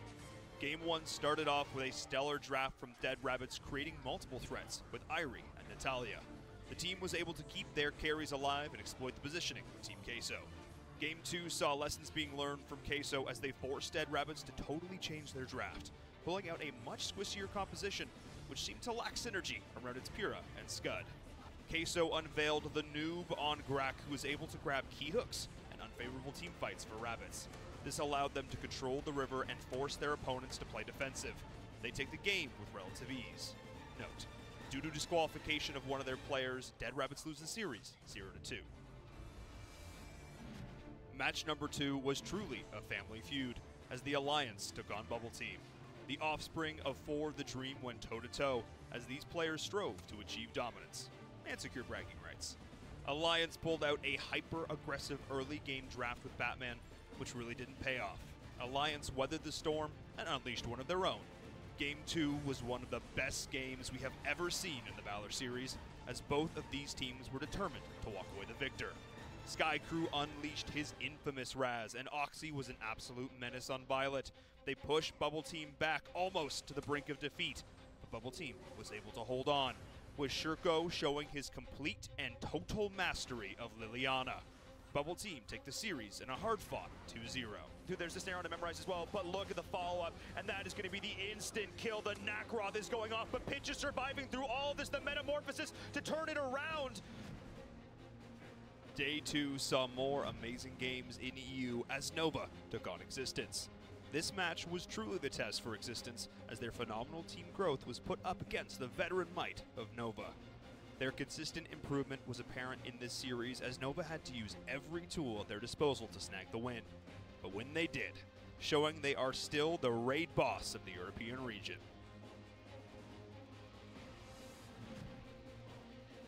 Match 2 pitched Bubble Team up against Dead Rabbits.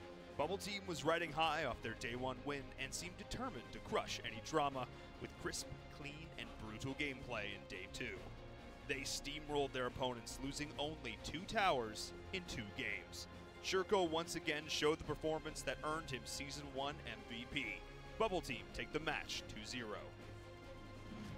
The European region remains hotly contested at the halfway mark. Who will rise to the top? We'll just have to wait and see.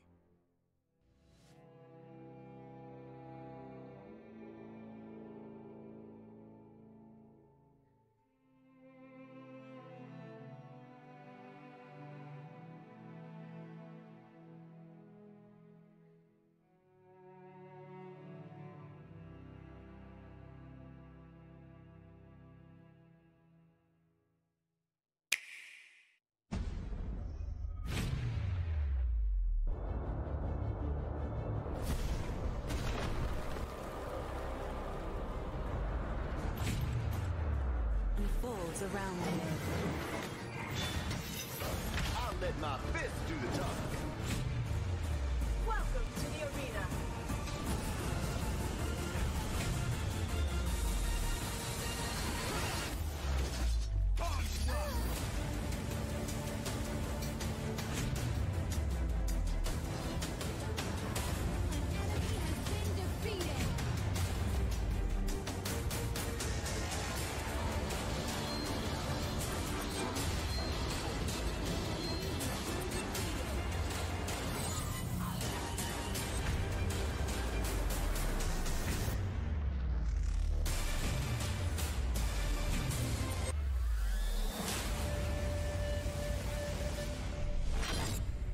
Arena of Valor.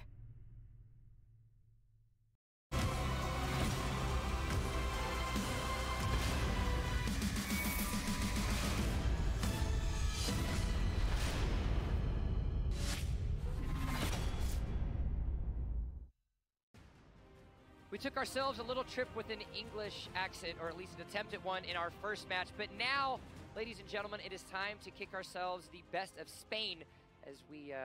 There's an Italian accent. Oh, I have no idea what the accent was, actually. I thought that was Italian. No, it was terrible. Wait, you thought that was Italian? Yeah. All right, anyway. Hey, that's worse.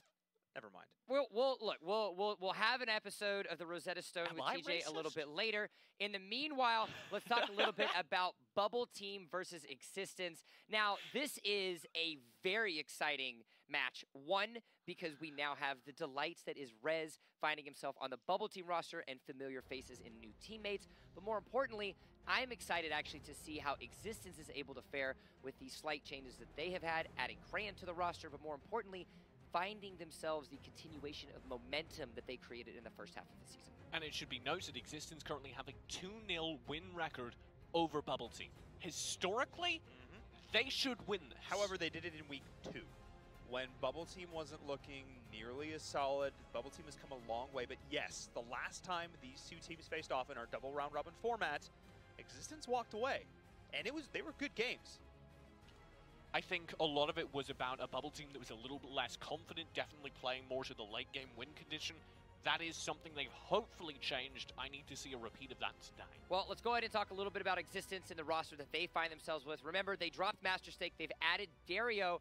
Dario doesn't look like he finds himself on the roster today, but that's okay because having him as an opportunity to sub. All of these Existence players, though, have been stepping up, so I'm happy to see that they did not change their starting 5. This is the roster they need to succeed. We put a lot of emphasis on Blue Triton. I'm actually going to shift that. I think I want to still hype up Chickaton, who's been playing an incredible support all season long, and then Bamboo as well.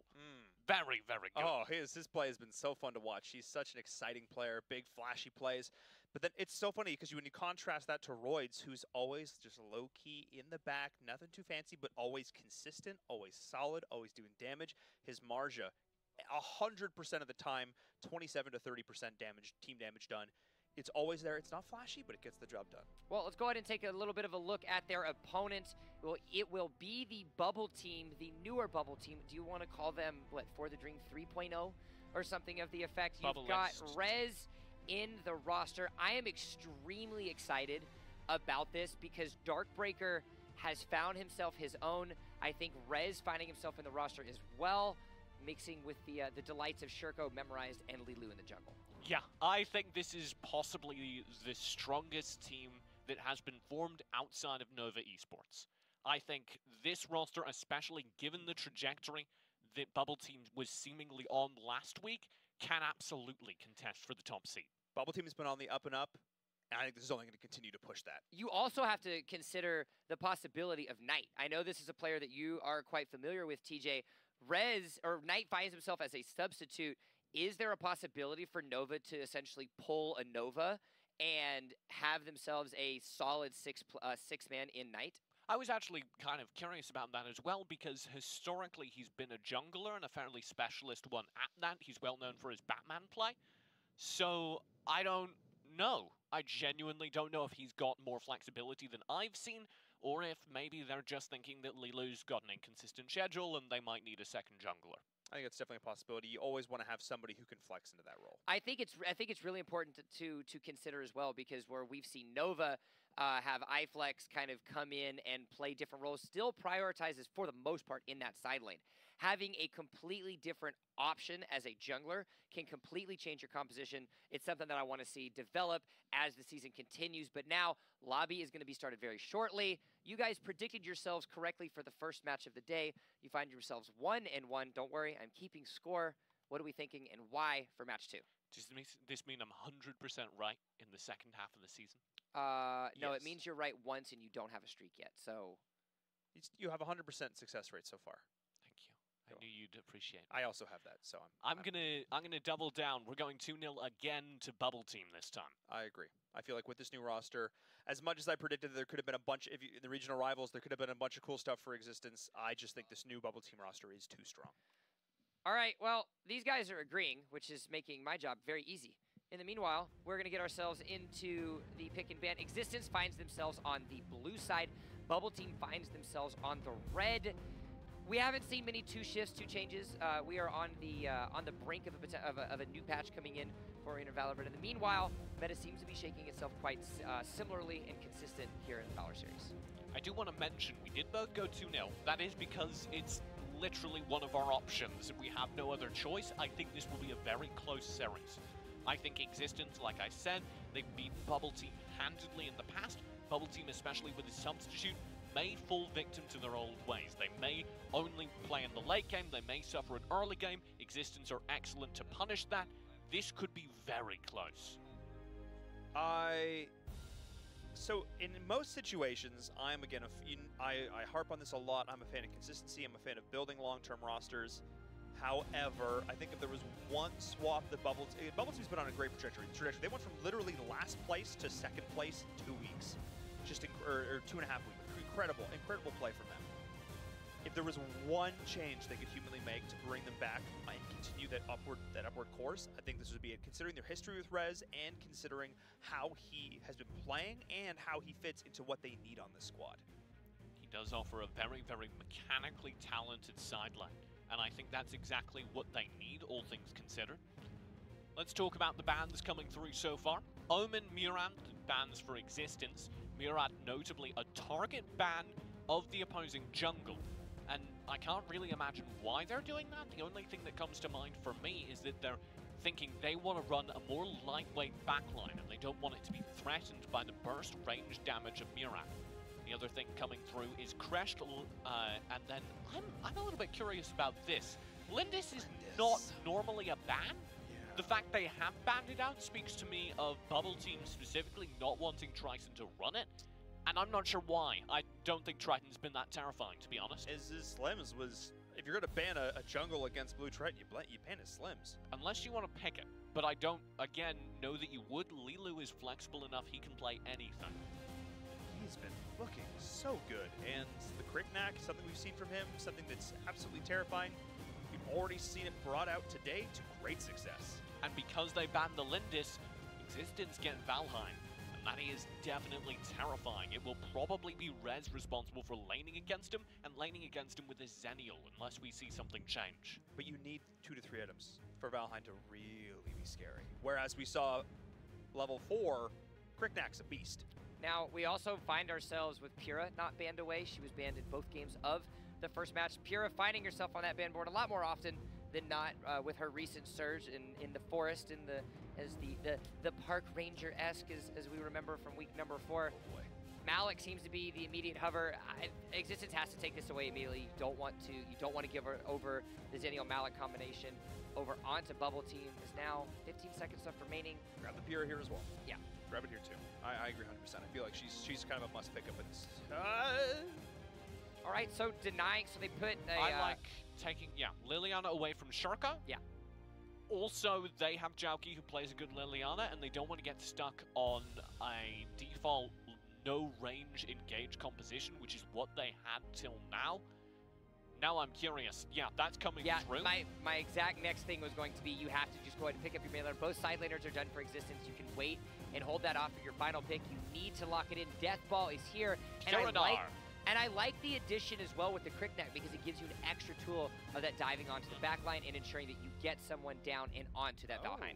The Pyrrha Jinnar combo is lethal. When you have an Angelic Splendor as well, it's nigh on unkillable. The response for Existence could be one of two things. Either you go full DPS and hope to burn it down, which is foolhardy at best, or you go full CC, and I think that's the ideal response. They get Slims, they get Aurum, they slow down the speed of the Death Ball and engage whittling down the HP of the higher HP characters. I mean, you show me this draft from Existence on paper and I go, this is an incredibly strong composition, but you look what Bubble Team's got too, and they have a pretty terrifying in different ways though. That's the difference. And I think it's intriguing as well to bring up, if you think about looking at it on paper, Aurum falling down to the 5th pick for Existence. Aurum in Europe finds herself so little of a priority than in the other two regions, as now it's going to be immediate lock-in with the Yorn, as we have ourselves a Yorn side lane. I really like that.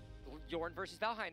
Because this is something, the Pyrrha Jinnar combo is something we have not seen enough of, but we've always seen it as the beginning of a Death Ball. You always go for the combo and then roll it through for the damage that it provides, and we've never really seen people use it as a front line. This is that. You cannot rush down a Yorn playing from behind the safety of a Pyrrha Jinnar. So here's the question that I propose to you then. It does look like it's going to be Rez finding himself on that Yorn. Do you force a Valheim matchup, or do you try to get, a Valheim Yorn matchup? Do you do the 2 range, or do you split those in half and you still run Zenial in the top lane and you try to force a better advantage of your ranged hero in the bot as opposed to that? Because you're going to still have it to guarantee. It depends how confident you are. You do want Zenial as far away from the fights in the early game as possible, so he can gain ground and then teleport in with the Angelic Splendor. If the player playing it is Rez, who is nuts on both those Angelic Splendors and just his minute-to-minute mechanics, maybe you go for that, even though he'll have to play a difficult matchup versus a Valheim, just because he is so good. So Rez ends up locking in the Yorn. So Rez Rez finds himself on the Yorn. This is an interesting dynamic that we really haven't had too much of an opportunity to do as well. Darkbreaker plays almost exclusively in the Slayer lane. That forces now Rez to play down onto the Abyssal lane. He has to go down to Dragon side. While he has been known to be a solid solo laner on the Omen, on the Zenial on the top, now that he's found himself to a different area, it's going to create a different combination now for Bubble Team. I think if they run, I think that's going to be Valheim, Yorn, and bot lane. I think that's going to be where that matchup happens, and I think it is going to happen. I think with that, you want to put Rez 1v1 versus Valheim. because I guarantee that was part of the decision. I guarantee Rez said, I can 1v1 this Valheim, and that was part of the Yorn discussion. is favorable in that matchup. He does outrange. He can, if he lines it up correctly with his auto attacks, gets the pierce to the minion waves, Valheim gets real sad. And crucially, he has his own range stun, which answers back to the pressure and the constant feed of control that is offered by Valheim. I like it. We've already got ourselves some spice now that these rosters have been mixed themselves in. Don't forget, tweet us your thoughts. Use the hashtag Valor Series. Let us know everything and anything that there is to say as we've got ourselves a ranged versus ranged matchup. Gentlemen, Rez finds himself on Bubble Team, but will it be enough against the Rise of Existence in match number 2? I think he can resurrect this roster. You know what? I don't even think he needs to resurrect it. They were You're already, right. they were like 2 hands out of the grave, and he just walked by, saw like a zombie trying to claw it, so he's like, hey, here you go, gave him a hand, and now they're off to conquer the world. And I think if there was any squad that was, they've got to be so happy playing together again. Yeah, Rez is, well, all of the guys on Bubble Team are genuinely nice people at a few events, and I couldn't disagree. So I love how we hyped up this ranged v ranged matchup, and as I actually figured they were going to run Roids up here in the Slayer as well. So yeah, it's very traditionally put the Valheim, so it's a fun adaptation. I will be curious as this goes on. Maybe they actually swap lanes during the laning phase, but if they have enough confidence in do this, all the power to them. I just don't really like into the Malik. I think Rez will lose this. You think Rez will lose this into the Malik? You're right. Rez may change things, but I think yeah. the pressure coming through from the Malik during the early lane actually does favor the Malik here. Well, again, I think if it was... Jauki's been looking really solid, don't get me wrong, but Rez, this is not... If he took this, if this was a position that he was put in, you know he's going to go into it feeling pristinely confident. I doubt he's going to lose this matchup. I want to talk about the mid lane matchup. We've hyped up Shurko. He's not playing the most mechanically intense character. He's playing Jinnar, who's very, very position intensive. You need to be in the right position prior to a team fight to play a good Jinnar. Well, speaking of being in a good position, Chikitin... He's not! No, very much not so. He just wandered right on in. We did actually see a great gank, though, a good follow-up, so trading out kills, but it is going to be a 2-for-1 when things are done, as the chase was very real. Rez did actually fall in that lane matchup. Blue Triton made an appearance, completing his jungle rotations exactly how he wanted, so at least the carry for Existence was the one who got the kill, and he's going to try and leash out this dragon right now and deny to Existence, deny to Bubble Team. Nicely done. It's the right call. There it is. Reset. The rest of Existence can rejoin the fight now and open things up. If Bubble Team don't win this Abyssal, all the value they just found will be nigh on undone. Both of these teams in this early game need to not make any critical mistakes, because both of them have the potential, as we've seen in the mid-game, to execute some very, very scary team fights. We talk about positioning on the map overall as a whole. Any one of these teams gets a little bit ahead, it can be disastrous. And that's something especially to watch with Rez in bottom lane. On the Yorn, if he gets fed, especially as he is guaranteed to be fed towards the late game, he's going to offer just as much value as a jungle DPS.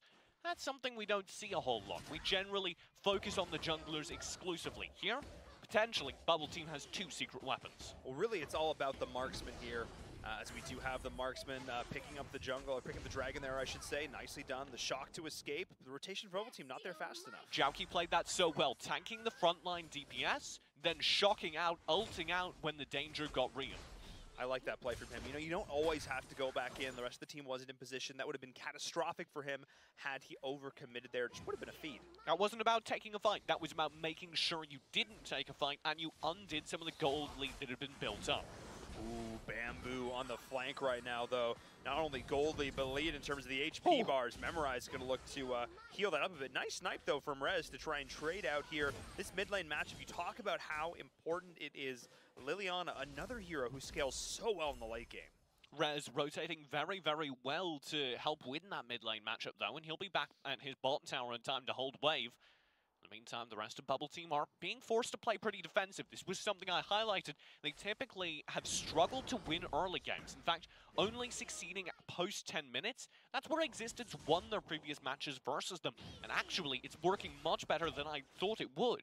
I thought Bubble Team had kind of gotten over that trouble, but right now they're playing defensive across the map. They're losing a lot of individual matchups, and Existence are scaling well. I'm actually really impressed with what we're seeing from Existence right now. They are playing this out beautifully. They have allowed Blue Triton to farm pretty much uncontested right now. He is he's got the most gold on his team, but they're actually splitting it 2.2k for 3 characters on the side of Existence right now. I think this is really solid from them. And they're building AP Valheim as well. This is going to be a hard-hitting Valheim as opposed to just the stun machine. He's going to be focused on actually doing additional damage, kind of countering that Yorn threat I was just talking about, and giving Existence another major source of damage as we drift towards the late game. We have double-laned marksman right now, in addition to what we have in the jungle. We have the snare going in, though. Lilu is going to be the target, able to get himself out. The Injunct Splinter is coming in, trying to retreat now as Existence. But here comes the exuberance, the shock in the back as Jauki's trying to split the fight. Rez dealing damage from afar, but Bamboo needs to try and follow up, needs to try and get some DPS, but it's not enough, as we do have, well, we have a solid fight there from Bubble Team. Top lane tower won't quite go down. Good pressure on it. During that fight, though, Memorize just hit the sickest flicker I've ever seen.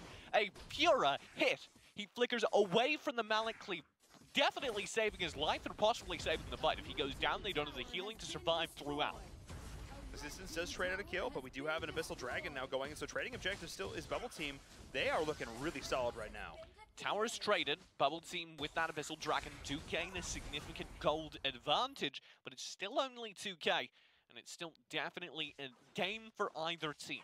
I start paying attention post 10 minutes, which team has more control, because I think that's where we're headed. This is going to be a 15-minute game. At least. Both of these teams are playing this out relatively cautiously. Neither one taking fights they don't believe they can win, as Existence is going to look to try and rotate into the jungle now, steal a little bit of this away. Darkbreaker going to be the target, but very tanky, of course, on that Zenial. And I'm going to watch now what Existence... Oh, imagine if they'd been able to step out that red buff, that would have been sick. Yeah, Blue Triton's playing very well today, which is a nice change, because to be frank, he's been struggling a bit of late. He played really, really well like weeks 2 and 3, but last week, yeah, he looked a little bit less impressive. I feel like that sort of up-and-up growth that he was making was stymied a little bit, but only one tower traded a piece for both teams right now at the 7-minute mark. Both have done a beautiful job on defense. Existence, though, again, are doing very good job on pressure. You were saying? Yeah, the counter to pressure as well. We see Lilu scale up. Jauki needs to run. That stun, though, from Blue Triton, exactly predicting where the Malleus was going to go through. The Blue Triton tanking up, or the minion tanking up the snipe as well. So while there's going to be a pick and a tower up top, there is going to be a tower in exchange right now in the mid. Existence actually looking really solid. They need to get out right now. Bamboo's gone. Bamboo has badly overextended, and the punish is there. Existence now struggling across the map. They're down around 2k, 2.5k gold right now, and this is where Bubble Team is going to look to scale beautifully. Rez doesn't have a whole lot of mana to deal with. We'll see if that's going to be a problem here, as Existence needs to hold onto this tower, but we do have the Mally is going to look to initiate now as Darkbreaker, the fall from the shield. Shurko! The exuberance is there from Shurko, the shield as well, tanking up all the damage from the Triton. We do have the Nature Sentry going in, but no follow-up as they lose on the flank, but the drone drop, but not going to overextend, not going to overcommit as they move back towards the Dragon and jungle pressure simultaneously for Bubble Team. Very good job again by Bubble Team leading into the fight with Shurko already mid-exuberance. How do you defend against that? You have to split. You have to try and get a key stun in. You have to back up and you have to re-initiate off the back of a beautifully timed snare and a shock. You have to line up your CC. You have to follow up with the Flying Spear. And so much of that should have come from Roids. Playing side lane, playing Valheim. He is the source of stuns. He is the source of CC. And he was shut down that fight. Trying to shut down this invade is going to be Existence, but there's just too much HP for Bubble Team right now as they are following up. Jauki is trying to peel, he's trying to sustain, but it's not enough. The stun is there, he cannot lifesteal enough to survive, weather the storm. And Roids is once again not here in time, but he's just here just in time to watch his high ground tower drop. They might be trying to shut it down, but they can't find the power button. Bubble Team are continuing to press forward. I said this was going to be a 15-minute game. At this point, it's going to be much quicker. These fights have been dominant in a way I don't think I could ever have predicted. Well, it really comes down to, I think, Bubble Team feeling just that you can tell they're playing happy. You can tell they're playing confident. They're having fun. Lilu's going in. Shurko is with them, and everyone is there to back them up. And Lilu has scaled well. He's got Rank Breaker. He's already in here to play. And they've got a jungle that I feel has a little bit more backup. I think the addition of Rez is definitely helping because Lilu can just play a hard assassin and not need to worry about finding damage because he's got Rez there as well. It's the double threat potential. Yes. You have to deal with the Yorm, but you have to deal with the jungle. Lilu actually killed that red buff, please. Thank you. There you go. There you go, buddy. And, oh, you see the arrow snipe as Rez tried to snipe that from him? That actually came out. He just threw his ult out into the jungle trying to steal the red buff from him. You saw it on your mini-map. That was hilarious. Yeah, he got it. That was intentional, Rez! I think. Oh. I think that was intentional. I'm trying to work it out. Oh, he set it up for him That's intentionally. why Lilu intentionally Lulu didn't finish wasn't it for killing him. Oh, that's I actually... think the idea is you give Rez that buff. He, of course, then has kind of a slow, and that helps greatly. I mean, to be fair, I don't think they needed it there. It's was good just a kill. mechanics. It's great mechanics. Get the red buff on your ranged marksman. Look at the team play from Bubble Team right now. They are firing on all cylinders as we do have a few objectives. Looking towards the Dragon, looking towards the Darkslayer, what would you prefer they take here? I think the major priority for them should just be Darkslayer because you can grab the Drake and win the game. They don't need to go for team fights right now, to be frank. If you're Existence, you need to be doing the opposite, press forward, and I really like kind of an adaptation that's come through from teams. It used to be you only defended the jungle near the objective you were going for. Now you have to defend both sides. That's why they have Darkbreaker split up, watching the Abyssal Dragon, because Existence could turn this round if they're able to pick up an Abyss. Why are they going for both? They're going for Paul, both. help! Of course, they have a debuff on them right now to try and take this. Doesn't matter. Doesn't matter. They have so much damage. Well, I asked the question, which one should they go for? You said they should go for the Darkslayer. I'm like, that makes sense. I agree with that. And they're like, no. We want both. They have their cake, and they're eating it at the same time. And it's insane, because now I don't know how you stop them. You know, I've always had an issue with that. I've always had an issue with that expression, because why would you, if you had the cake, why would you not eat it? Think about that for a minute. So that you could have cake. What's the point of having it if you're not going to eat anyway? They have every buff on them right now. They have the jungle. They're going to be clearing that out. They're going to have the blue of Existence as well. They're pushing in onto the tower. Yorn's going to be creating space, doing a little bit of initial chip as the Drake does come into play as well. Just chipping down this tower. The minion wave is here, which means that the wave that is Bubble Team is going to be pushing in onto the high ground. Darkbreaker split pushing like a champ. Juki's trying to push this back, but it's not nearly enough. The heal initially being popped now by Memorize. The high ground tower mid is going to fall. The Drake can do that no problem. I would have loved to see a lot more pressure on that Drake. As is, now Bubble Team can begin to push forward in earnest. One high ground tower remains. One tower remains for Existence. So much sustainability is Memorized keeping them in this. We do have the initiate though, and there's the follow-up. Lilu is going to be taken down by Bamboo, but that's not nearly enough because the rest of the team is getting chunked. The Nature's Rally is keeping them CC'd into the ground, and that is going to be GG. Game number 1 is going.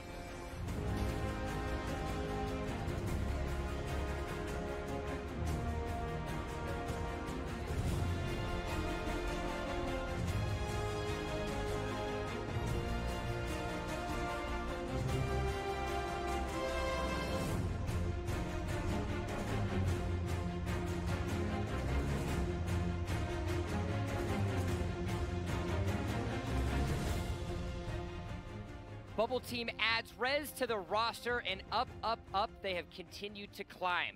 They walk away with a Game 1 victory in decisive fashion over their opponent, Existence. Welcome back to the desk. My name is Jump. I've got TJ in Inferium. It was a delightful surprise. Well, not surprise, as you gentlemen had predicted the 2-0, but it was a nice exemplification of this new Bubble Team roster. I think Bubble Team name has never been more appropriate because they're floating on the wind over their opponents. He doesn't know what a Bubble Team is, does he? He doesn't know what a Bubble Team is. That's fine. It's okay. Anyway, let's talk a little bit about this game, and take a look at the stats that we have ourselves on the board. Were fun. Only 2 deaths. And both of them were to the ranked people. Existence, and that's because Existence started off with a game plan that was working all right. Bamboo was winning his lane mid. Blue Triton was finding damage elsewhere. They were pressing forward. Blue Triton was farming well. I remarked he was playing better than he had been of late. And then it all fell apart because Bubble Team came online. 35% of damage on Shurko. That's tough to deal with. Those exuberances were picture perfect. The rest of the team was there following up, keeping him in it. The Yorn was able to sit back totally. Did Yorn even take damage? I don't like it. Never. Never was there a point when Rez, other than the initial gank, that he was ever pressured in a team fight. There's a reason why Shurko was the Season 1 MVP for Arena of Valor. Now, I want to take a look a little bit at this Deathball composition. It's a name that we've been throwing around quite a lot.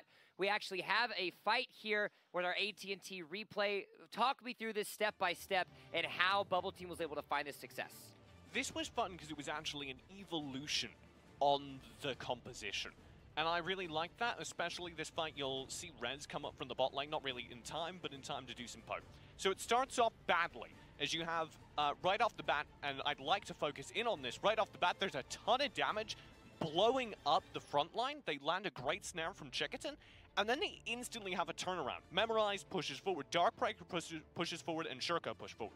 Once they've all come through in one line, there's no answer for Existence. Because if you attempt to contest, you're caught in the stuns offered by this Pure Nature's Rally, and inside the Pure Nature's Rally, there's another circle, that's this Shuriko Exuberance.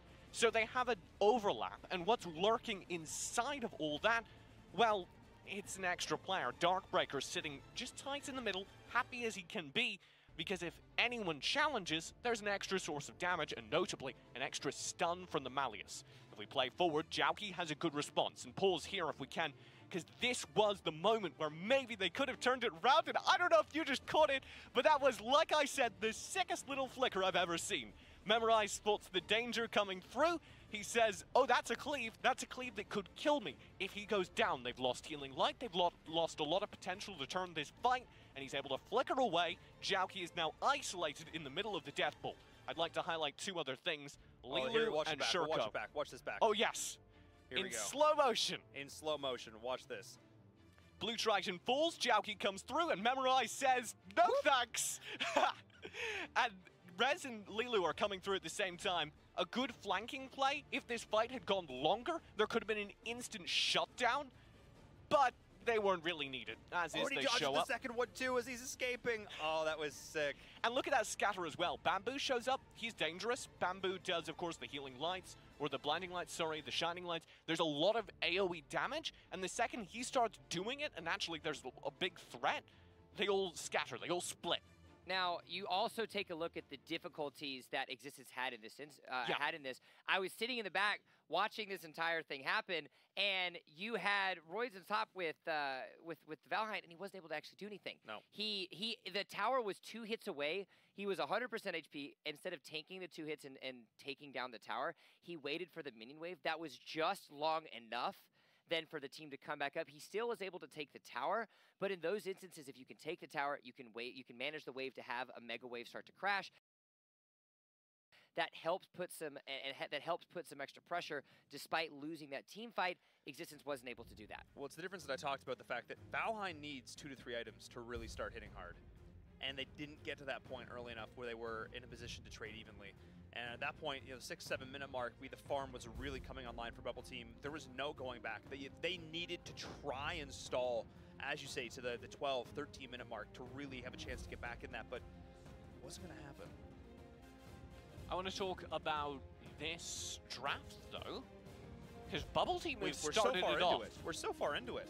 Yep, okay, but it's already started off with a bang. Bubble Team ban out Zenial of all characters, which shouldn't be their first ban, because they play Zenial well, and he's not broken. He's not a character that instantly decides matches. They also ban out Lindis. Again, this to me speaks of they're comfortable with many of the quote-unquote OP characters getting through the draft, and they just want to live in a world where they get their picks. I mean, and again, we talked about the idea of comfort, and the idea that at the end of the day, at what point is the diagram where what you're comfortable on, are you better playing it versus what is strictly more meta? And in this situation, they have banned out 3 heroes that Existence have played really well.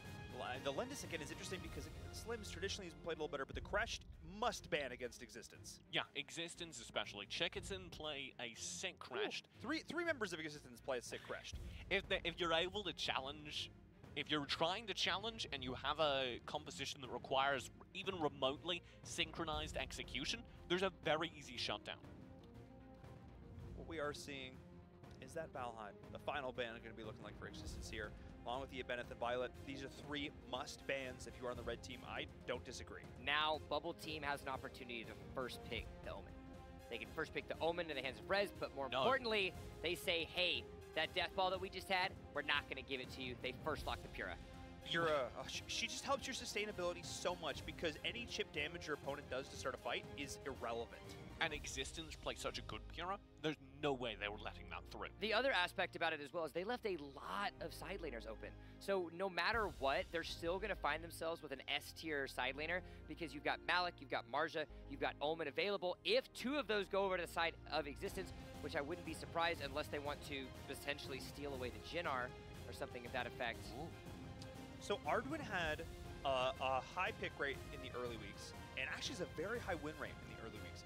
And then he just totally fell off. Arduin actually was almost like a 70% win rate. Arduin coming into this game, 35 game sample size. This is game number 36 of Europe, 73% win rate. Overall, only a 30% pick rate, but still, 70%. That's a lot. That was, yeah, and as I said, that's 11 games. So 73% out of 11 really solid stats from him. Yeah. Existence with him, I think, are building a control composition. That's why they get the Raz as well. They want to be able to reposition, stun out a potential death ball coming through from Bubble Team. The problem is, Bubble Team don't build a traditional death ball. They're going to have additional backline damage sources. This also plays into my point that I first made. Because they didn't pick a side laner, it doesn't matter what Bubble Team decides. There are still S-tier options available. So Existence decides to go more for composition composition and strategy as opposed for what is at the top. I like this a lot. I wish teams would take this in more. It's now trying to figure out what are they going to do with this now. With 20 seconds left remaining, it is a Slims and Mina to be the hover. Solid pickups for them, again with the control, leaving their last side laner down for Bamboo. With that Mina lock-in, they get another character who can dive into the middle of a set composition and break it up. The problem, again, are Bubble Team going for Pura Jinnar? I would say there's a decent chance they don't, especially seeing what's just come through. They're flexible enough, they can opt for anything. I would say at this point in time, you ditch the idea to go for the Jinnar. You're still going to have synergy. You decide to just go for the Liliana. Or it's Shuriko's Tulin. Shuriko's Tulin. We've seen this one time and time again in the Valor series, so they now lock in the Tulin as well as the Yorn for the side lane, and an immediate lock-in on the Joker. This is a very different composition from an Existence. Break this down for me. I like the Existence switch. I think especially having a coherent idea of we're going to control their opponents is very good. And I'm a big Joker fan. I think Joker's undervalued in the West. He's played much more in other regions. He is a very, very powerful character, and he's only going to get better with future patches from what we've seen of them so far. And we're going to see him lane to the Slayer. Yeah, or you could run him support if you're We're going to see him running the Slayer. We have seen support Joker, so I'm Royce is playing him, so No, we're going to see him running the Slayer. I believe that we are seeing him in Slayer lane. The main thing I'd like to talk about, though, is the Tulin. Shuriko, in particular, plays a very, very good Tulin, but I'm generally against the character. I don't think he has the control, the stun options that most other mages do. But you take a look at the composition that they have, this is a much more mobile composition that they're creating. Because they're not opting to go for these hard frontliners for the death ball, for these hardcore team compositions, they've got an Omen and they've got themselves a Yorn. So while they lack the CC, I don't think that's what you're necessarily seeing as a priority from Bubble Team. They're prioritizing the mobility, they're prioritizing the damage, but more importantly, the pick potential. This is a deep strike draft. This is a we can invade, we can find. It's a skirmish draft. They go in and they have the pick potential with the Cricknack, with the Omen, with the follow-up now, with that Tulin. They have a lot of burst, short range, go in, blow somebody up, get out. But the more important factor is what are they going to be able to do to disengage from the Existence composition. They have the Mina, they have the Arduin, they have the stuns of the Slims as well as the Raz. Everybody, all 5 members have the ability to help go in with that extra CC. Bubble Team, if there is ever a point in time where their communication is going to need to be picture perfect, it's going to have to be against this Existence comp. And I would pay particular attention to the Tulin. Ideally, he's circling these fights, playing kind of a dive in, dive out, like you were saying, Paul. I think the problem may be If he's nailed by a Dark Dominion, if he's solidly stunned up, there's great potential for him to instantly be blown up off the back of that. This is one of the first times that we've seen in Europe where a team that has lost game number 1 comes back with not only a better draft, but a completely unique draft. Existence looks to tie the series up at 1-1 and continue their momentous streak from the first half of the season. Meanwhile, Bubble Team, with the addition of Rez, is looking to shut that down. Can Bubble Team do it here? Can they show that the changes they made were enough? Or will it be Existence showing that, hey, you know what? We are still on the up and up. We can go toe-to-toe with anyone. We'll have to find out. I'm putting a lot of emphasis on this mid lane matchup. Shurko, going into the Tulin versus Raz makes a lot of sense. It's like we were talking about, it's about mobility against control. If you have the lightning strikes, you can dodge out a ton of the Raz combos that are so devastating. The thing is, Bamboo doesn't just have that one target. I want to see him being a bit more flexible and especially punishing Memorized on the Pyrrha. Pyrrha not very mobile, going to be in the middle of every one of these team fights, giving those healing lights over to the allies, making sure that they're sustaining through all of this. Jauki up against Darkbreaker. We actually see a little bit of a change here is we do see Roids bringing it back down to the Dragon side right now. So interesting here. They were making a swap up from last game as we saw Jauki down there in the Dragon side. Shurko trying to steal away some jungle. Triton will spear it back with a good flying spear. This actually does make a little bit more sense right now, considering how Existence have traditionally laned this. I guess that was just sort of a change that they're making for that last game, as we often do see Roids down here in the Dragon side. So talk about the, in a second here, ooh, assuming Darkbreaker gets out, which he did, nice flicker. Talk about this matchup of Joker and Yorn. I'm interested by it. I'm generally... I might have to cut you off right there as I set you up for a great question, and then the teams decided, no, they just want to fight elsewhere. Chickyton with the Death Sight, that could have been huge. I'm generally in favor of Joker, to answer your question. I think he's a very underutilized character. The big difference from previous patches where he was played a ton in the West is that he's no longer invulnerable while doing his canned laughter. That's the ult diving in and back out. If he can be punished there, particularly by stuns, he's going to be in a lot of trouble. Nice snipe from Existence here.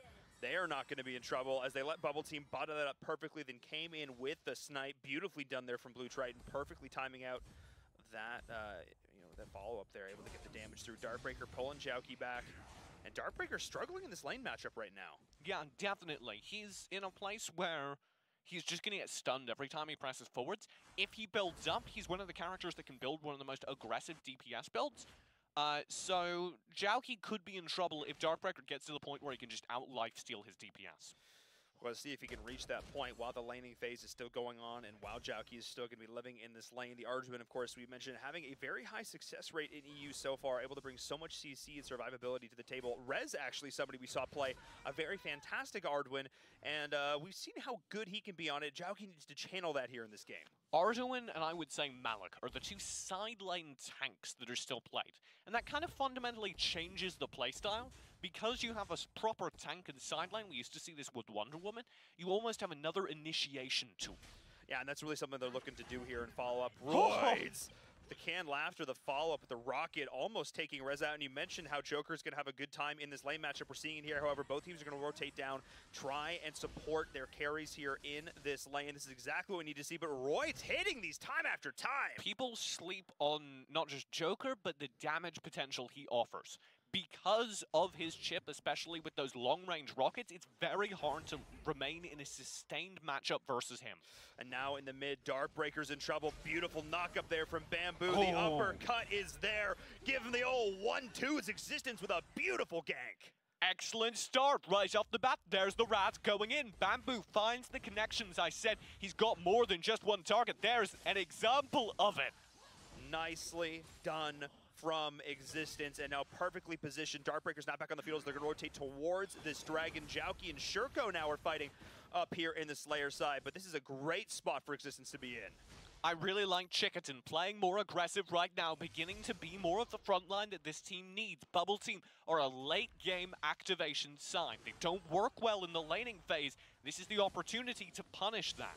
And once again, speaking of punish, Blue Triton's punishes have been picture perfect all game long. Shurko is now up here in the top lane trying. He's actually able to kill Jauki there, so that's huge. That was a massive pickup from him. Yeah, being able to shut down Jauki, that was what I was setting up. As we get towards the late game, you're going to start seeing Joukey lose that matchup because Omen gets enough damage, and especially if you're fighting underneath tower, enough repositioning tools that he's going to be so scary. I believe it was actually Shurko who picked him up there with that that tool, and again, they hear that he's known to be such a beast on. He'll be bringing that to mid now, threatening Chickaton, Trison, and potentially Bamboo as well. As they're looking towards the Spirit Sentinel here. Nice stun onto Shurko in the mid, but this is Bubble Team finding a little bit of footing. It's 1 kill to 1, 1K gold lead for Existence right now. Them actually finding themselves in the lead here in game number 2, I think is crucial for their morale. Here's Joukey going in versus Darkbreaker. This is the setup I was speaking on. That was actually a big miss there on the death spec, and the call came in there. The follow-up, Shurko actually finding that, not able to get out in time to dodge the stun. The heal is going to be there, but that's a lot of resources committed to keeping Shurko in this game. Chickaton will need to play back in response. They were looking for a full commit because he gets the lightning strike out. He's safe for now. Safe for now, but Darkbreaker's tower is taking a lot of damage as we are going to see a bit of a collapse from Existence into the jungle of Bubble Team. Good setup in the bottom lane. Royds needs to play this cautiously. He's able to get himself out just a little bit longer. The snipe still does connect, but Rez is extended pretty far forward. He needs to dodge this out now as Lilo is back in the bush. Do they know he's there? He's able to escape with the drone drop. The speed boost able to get him out. Nicely done. It's the escape. Rez is now isolated though, and you can see Existence are properly going for this fight. Bringing Memorized in is a good call. That gives them a little bit extra defensive tools. Every single spell from Existence is going to miss. The Nature's Rally is being forced out for Memorized though. That was a bit of a misplay. I think there's a little bit of mind games to it. If you spend the Nature's Rally just for wave clear, nobody's going to commit with that wave clear. Yeah, but now he doesn't have it for this dragon fight, which could be massive, which means they're probably going to look to give up just another dragon over to Existence. That is going to be the first 3 of the game here, and I love the positioning. Existence has pulled it to the same spot every single time. This gives them, the positioning of this allows them to watch mid as well as watch the jungle of Bubble Team. It's picture perfect. And Memorized can do nothing but contest, which means a rotate comes through top lane. Joukey's in trouble. There's the Death's Embrace, but the stun from Joukey is there. He has the red, able to bring him right back, and he survives. And Bamboo on the flank, the uppercut. Darkbreaker's there with the unstoppable, but Chickaton's going to follow up. The calling is going to be going for Juki. Can he survive this? And it is going to be able to get out somehow. Darkbreaker, the heal for Memorized. Very well played by Darkbreaker to survive, but better played by Existence to get the rotate up to top lane with an Abyssal Dragon and a kill. The gold buff, the gold lead is significantly in their favor. Juki with the jukes up in the top. The Death's Embrace was there. He needs to not... He needs straight too close to that. Straight too close to the sun in that instance. Rez, though, survives the Canned Laughter. Barely so. I think the flurry actually gave him just enough lifesteal to stay alive through the Canned Laughter. If there had been a moment, or if you were still invulnerable during Canned Laughter, either of those come through and he's dead. Really nice recovery now as 3 kills to do. We see Bamboo once again trapped up top as well as the fight is going in. We are going to see Darkbreaker. They didn't kill each other. The tower chimed in. Guys, you have Romeo and Julie at the top lane right now. This isn't that kind of game, guys. You need to play this a little bit cleaner here, Bubble Team, because Existence is looking really solid right now. Yeah, Existence have definitely stepped up, addressed many of their problems from game 1. Things to watch, though. Shurko's about to start hitting like a freight train. Blue Trison is their hopeful response. He's just picked up Clav's Sanctity. But I don't know that it's enough. Again, the mobility of Shurko may be the deciding factor here. Shurko, the most fed in the game, up there with the Slims and the Arduin, actually. So these 3 are definitely the ones we need to watch. Overall, both of these teams have been farming beautifully here. Rankbreaker also bought over on Royd. Sometimes you see more defensive Joker builds. I was talking in the pregame about how he's running support in many of the Asian regions. This is not that. This is a very aggressive build. They're looking for damage. They're looking for an additional source of damage. Well, Rez is feeling that damage right now as they're trying to pressure down this tower using the lane bully aspect. That is Yorn. But look at the flight coming in. Bamboo is going to be here. The nice Dark Dominion finding too is Chickaton, but Rez on the flank. Trying to get Rez out. Is able to flicker over it. And there's the Nature's Rally. Keep them alive through all of it. The additional armor of the snipe is going to go through Rez. Not able to. He's not going to go down. The dodge of Bamboo's pressure was so good. Bubble Team, I don't know how you get out, but as a result of the full disengage, they're going to get mid-tower and threaten top lane. That's massive right now. They are looking for another flank, though. It's Bamboo. He finds Memorized in the back. That's the uppercut. But Shurko's going to look to shut him down, but he doesn't find it. Rez misses the snipe. That was absolutely huge. Both of these teams are firing on all cylinders. Bamboo will barely recall in time. Darkbreaker in the meantime grabs top lane and Lilu's coming through! Lilu finds them in the jungle right there, in the river, in the bush. Chikitin with the beautiful block as well, but that was the drone, that was the drop of the base right there. That was an instant deletion on the Blue Triton. Darkbreaker gets away unscathed top lane. Rez pushes bot. That'll be a tower, and Shurko still pressing forward. Shurko was looking for more, but we see Darkbreaker running away as well. Rez finds Roids, and that is going to be an additional kill here for Bubble Team. They are looking so good right now. 7 kills to 4, but Existence is holding on. They're holding on, but it may not be for long. We talked about the 10-minute activation mark for Bubble Team. We're there, and I dare say they've activated. They are looking so... Oh, Bamboo with the snipe! I don't know if he got the dragon. He didn't. Bubble he Team didn't get the dragon, but he did find the kill. He's looking to bait the team out right now. Shurko goes back into the spear, but he actually baited Blue Triton. There's the follow-up! Jauki not able to dodge it in time. Bamboo's now running through the bit. He's going to go training with Darkbreaker, but there's the break the ball, but the snipe as well. And Bamboo actually takes him down. Shurko's now overextended. There's the follow-up. Jauki! Rez is trying to survive through this, but they actually get the kill as well. Jauki's now back. He pops the support item as well. Essence the win is going to be there, keep him alive, but Chikitin's now in full retreat. Shurko's going to drive. Can they get through this? And he is going to survive. No! Rez says no! A denial in the mid lane, and all that while the rest of the fight was raging. Shurko, the two mages, actually trade one for one. It's a power surge from Bamboo that finds the kill just as he goes down to the mid-air projectile from Thunderbird. That was an insane fight, and I dare say it ended in Existence's favor. As they started that fight while behind, able to trade evenly as they did, definitely an advantage for them. And the Abyssal Dragon buffs that were in effect during that time, they've wasted much of that time. Because they drew that fight out even, I think it's actually in favor of them. Lilu actually pulling in there and sniping out the red buff. Roids! Oh! And Rez actually takes the stun as well, so Blue Triton's going to fall. That's a long stun. Essence the Wind's going to be popped to try and keep him back up in this, but Shurko's going to look to try and bait him in. Bamboo went way too far. Surely yes, says Bamboo. That was an absolutely phenomenal play. This Raz is off the hook. Bamboo has been playing nuts today, and they may get this tower. Triton is on hand. This is the mid tower going to fall. They have a minion wave. They have the health bars. There's 2 members of Bubble Team dead. Nice initial poke there coming out, but still, that is a second tower to fall, and the Dark Slayer is in their gaze. The next team fight. Right. Shurko, that's good pressure. I like his flank. He sees the players retreating and goes, they're low. I can flank this with high mobility. That was exactly what he needed to do. That means that they cannot contest this right now. And this is actually the perfect time for Bubble Team to get back in this fight. We do see Jauki trying to split it here as Chikitin's going as well. There's the Dark Dominion. Blue Triton nicely done, pulling him right back into the stun. But the Nature's Rally is keeping it through the Shurko on the flank. Blue Triton is going to be the target. This is the one keeping him alive. That is the Death Beckon's going to miss it for Darkbreakers. They're going back in the spear. He's going to find Memorize, going to keep him back. And all the while, the drone drop. Lilu on the flank, but Bamboo has returned. He's going to keep his team alive. All the while, Bubble Team back off. They play it smart. They say, okay, we're not going to win this fight decisively. What are our next objectives? The answer is lane pressure, mid lane in particular. They need to rotate Lilu bot lane. Darkbreaker takes top. A good stall out. Bubble Team have returned the status quo. It's an even game. This is the reset. This is all right. Let's step back. Let's take a breath. Let's put ourselves back in our lanes. Let's reset our farm. It is 39.7 to 35.8. This is a very even game in terms of gold. Both of these teams, the carries are looking solid, but look, this is Bamboo on the flank right now. He's going in, he's trying to set something up. He finds Rez, instant deletion! Bamboo from the forest. I feel like that's fitting. I have never seen a more quintessential example of a hit and run than that. Gave him the strong right, going back in, baiting out the abilities. We are going to see Darkbreaker able to escape. That's going to be a missed flying spear. I cannot believe the Darkbreaker survived that, but still, Bamboo, what are you doing? What did the pandas do to you? Bad things, apparently. He got tired of chewing on Bamboo, and he decided to hit people with it. It's been working very well. Shurko will now push forward, though. They have a trade. Chikitin is there to soak up the Thunderbird, but Lilu is on the flank. Blue Triton survives, though. No, I lied. They at least denied traded. him. They traded. Shurko actually takes down another kill in the mid. What is this game?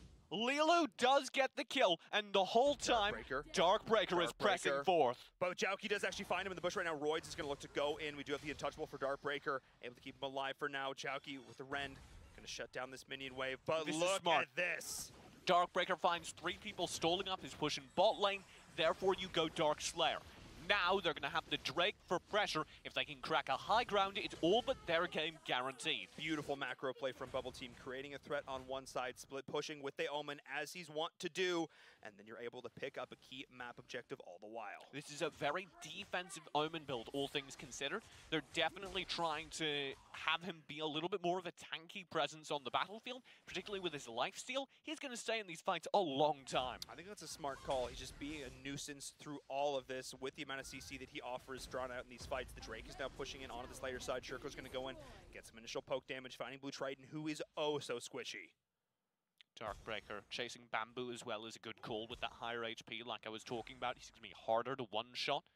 However, he's also got the Death's Embrace, Death's Beckon, which can stall out a fight going through. But we do have another key objective that they're not going to want to stall on, despite the fact they have the debuffs in an instant. Bubble Team identifies they need this team fight buff. Memorized on guard. Abyssal Dragon will be taken up. They still have not spent the Drake.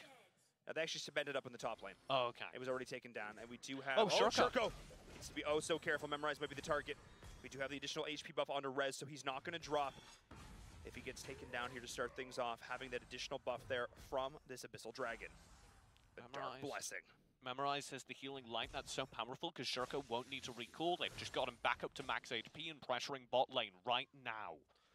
This is the full push coming in. They have the buff from this Abyssal Dragon. This is Bubble Team. Oh, so scary. I really like Darkbreaker as well, still on wave management. Even as his team presses forth for a core, he's just making sure they have all the waves they need. This is the quintessential macro of Bubble Team, though. They have had some struggles in the late game, but this is really them coming online. Oh, if that Scythe had connected, Rez is still in a lot of trouble. He does have the additional healing, but Bamboo overextends. Chickyton is there, but he's just gone. We saw a beautiful drone drop from Lilu as the rest of the side. Bubble Team is pushing in as well, trying to follow up there. Jauki is in way too deep, not able to get the kills. They're chasing Roids under the core, and he baits them out right now. Beautifully done. Darkbreaker is going to be back. He does have the res, but the high ground tower is getting picked apart. They do the minion wave, is going to be pushing into the core, and Roids trying to heal up enough in the base to take down the minion wave, but that is going to be 2, and that is going to be it. GG, game number 2 going to Bubble Team.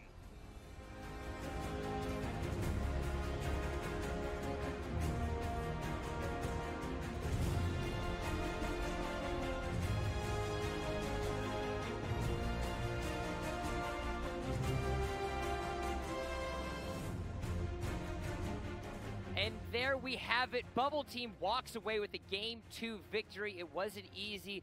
It was certainly a mountain that they had to climb as Existence came to battle. They came to brawl, but unfortunately, they did end up falling. That was such a good adaptation from Existence. They definitely made the changes they needed to, and it wasn't enough because Bubble Team out-adapted their adaptation.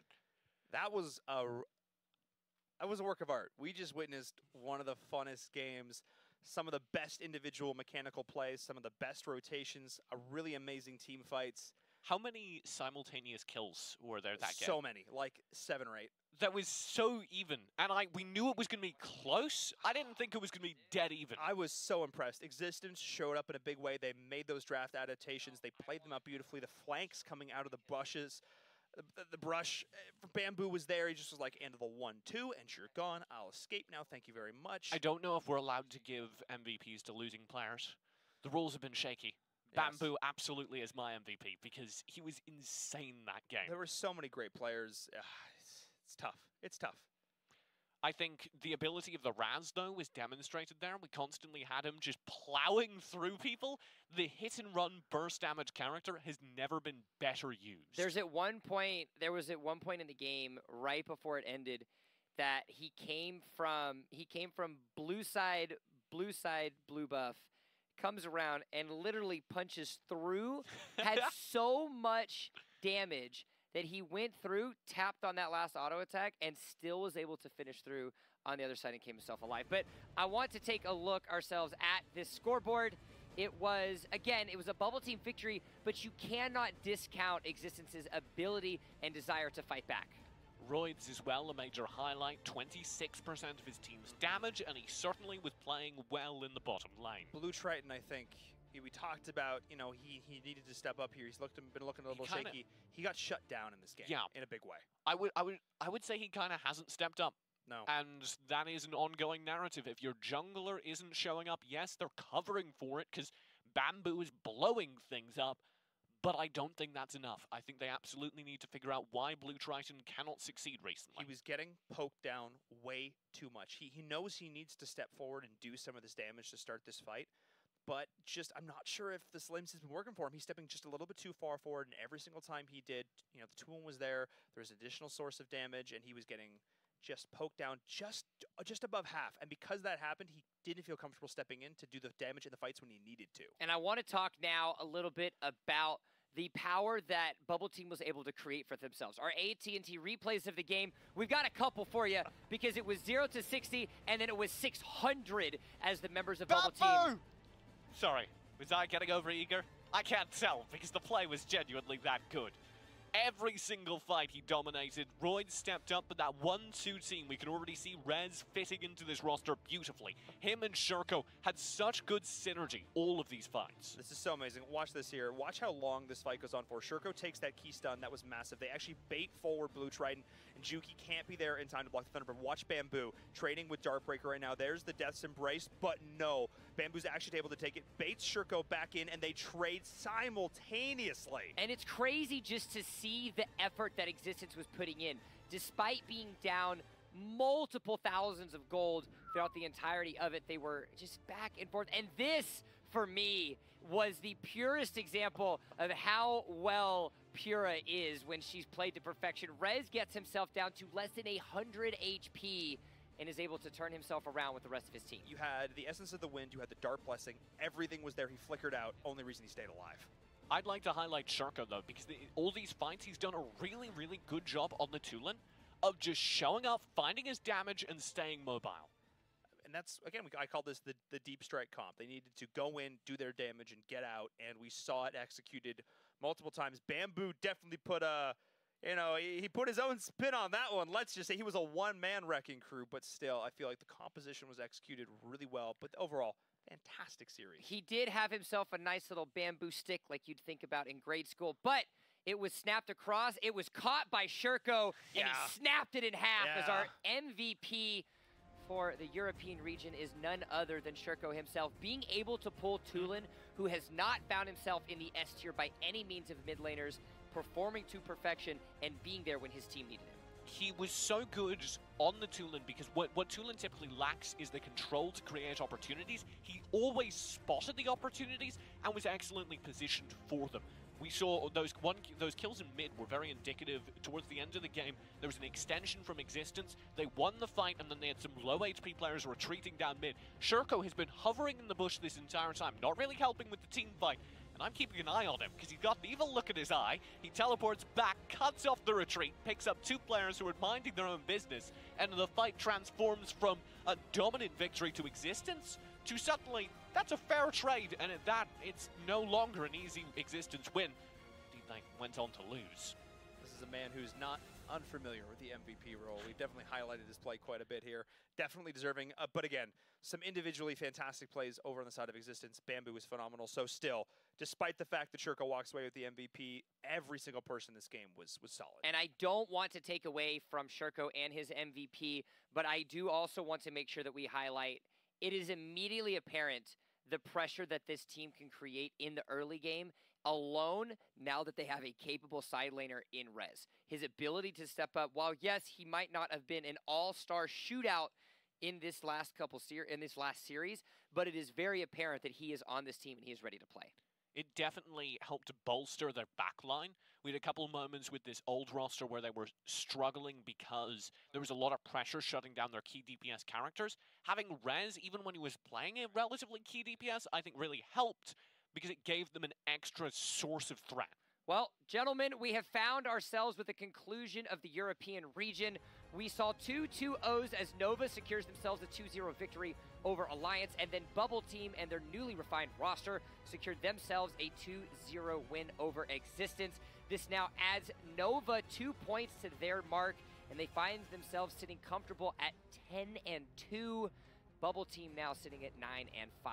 They've gone from last to second over the course of what, 2 weeks? Yeah. 2 weeks. 2 weeks. 2.5. Well, there's Sunday. 2.5. 2.5 weeks. That's 3 insane. weeks.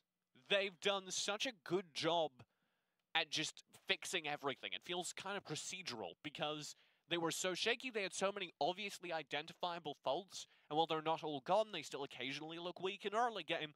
They've definitely addressed it and made strides to specifically fix the problems. And now we're starting to see the pack split a little bit more. Again, there was this fight for 4th place, which is still going on, but now 1 through 3 really, especially that 1 and 2 spot, really starting to pull away, which is something, again, we talked about in regional rivals, but we have to keep an eye on because, again, it's only the top 4 teams that make it to Brazil.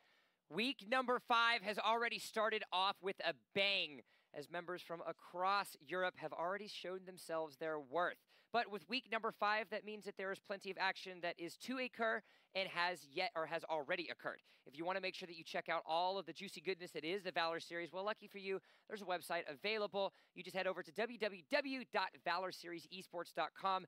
Everything from the schedule, the standings. Maybe you'll find a nice little appearance of Hopper Johnson. But in the meanwhile, that is Jefferson. That's not his name! Her name. You're both No! wrong.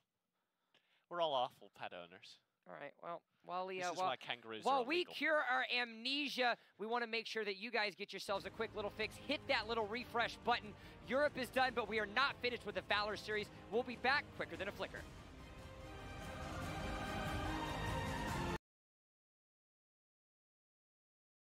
All right, guys, that concludes the Valor Series UA Regions Week 5, Day 2.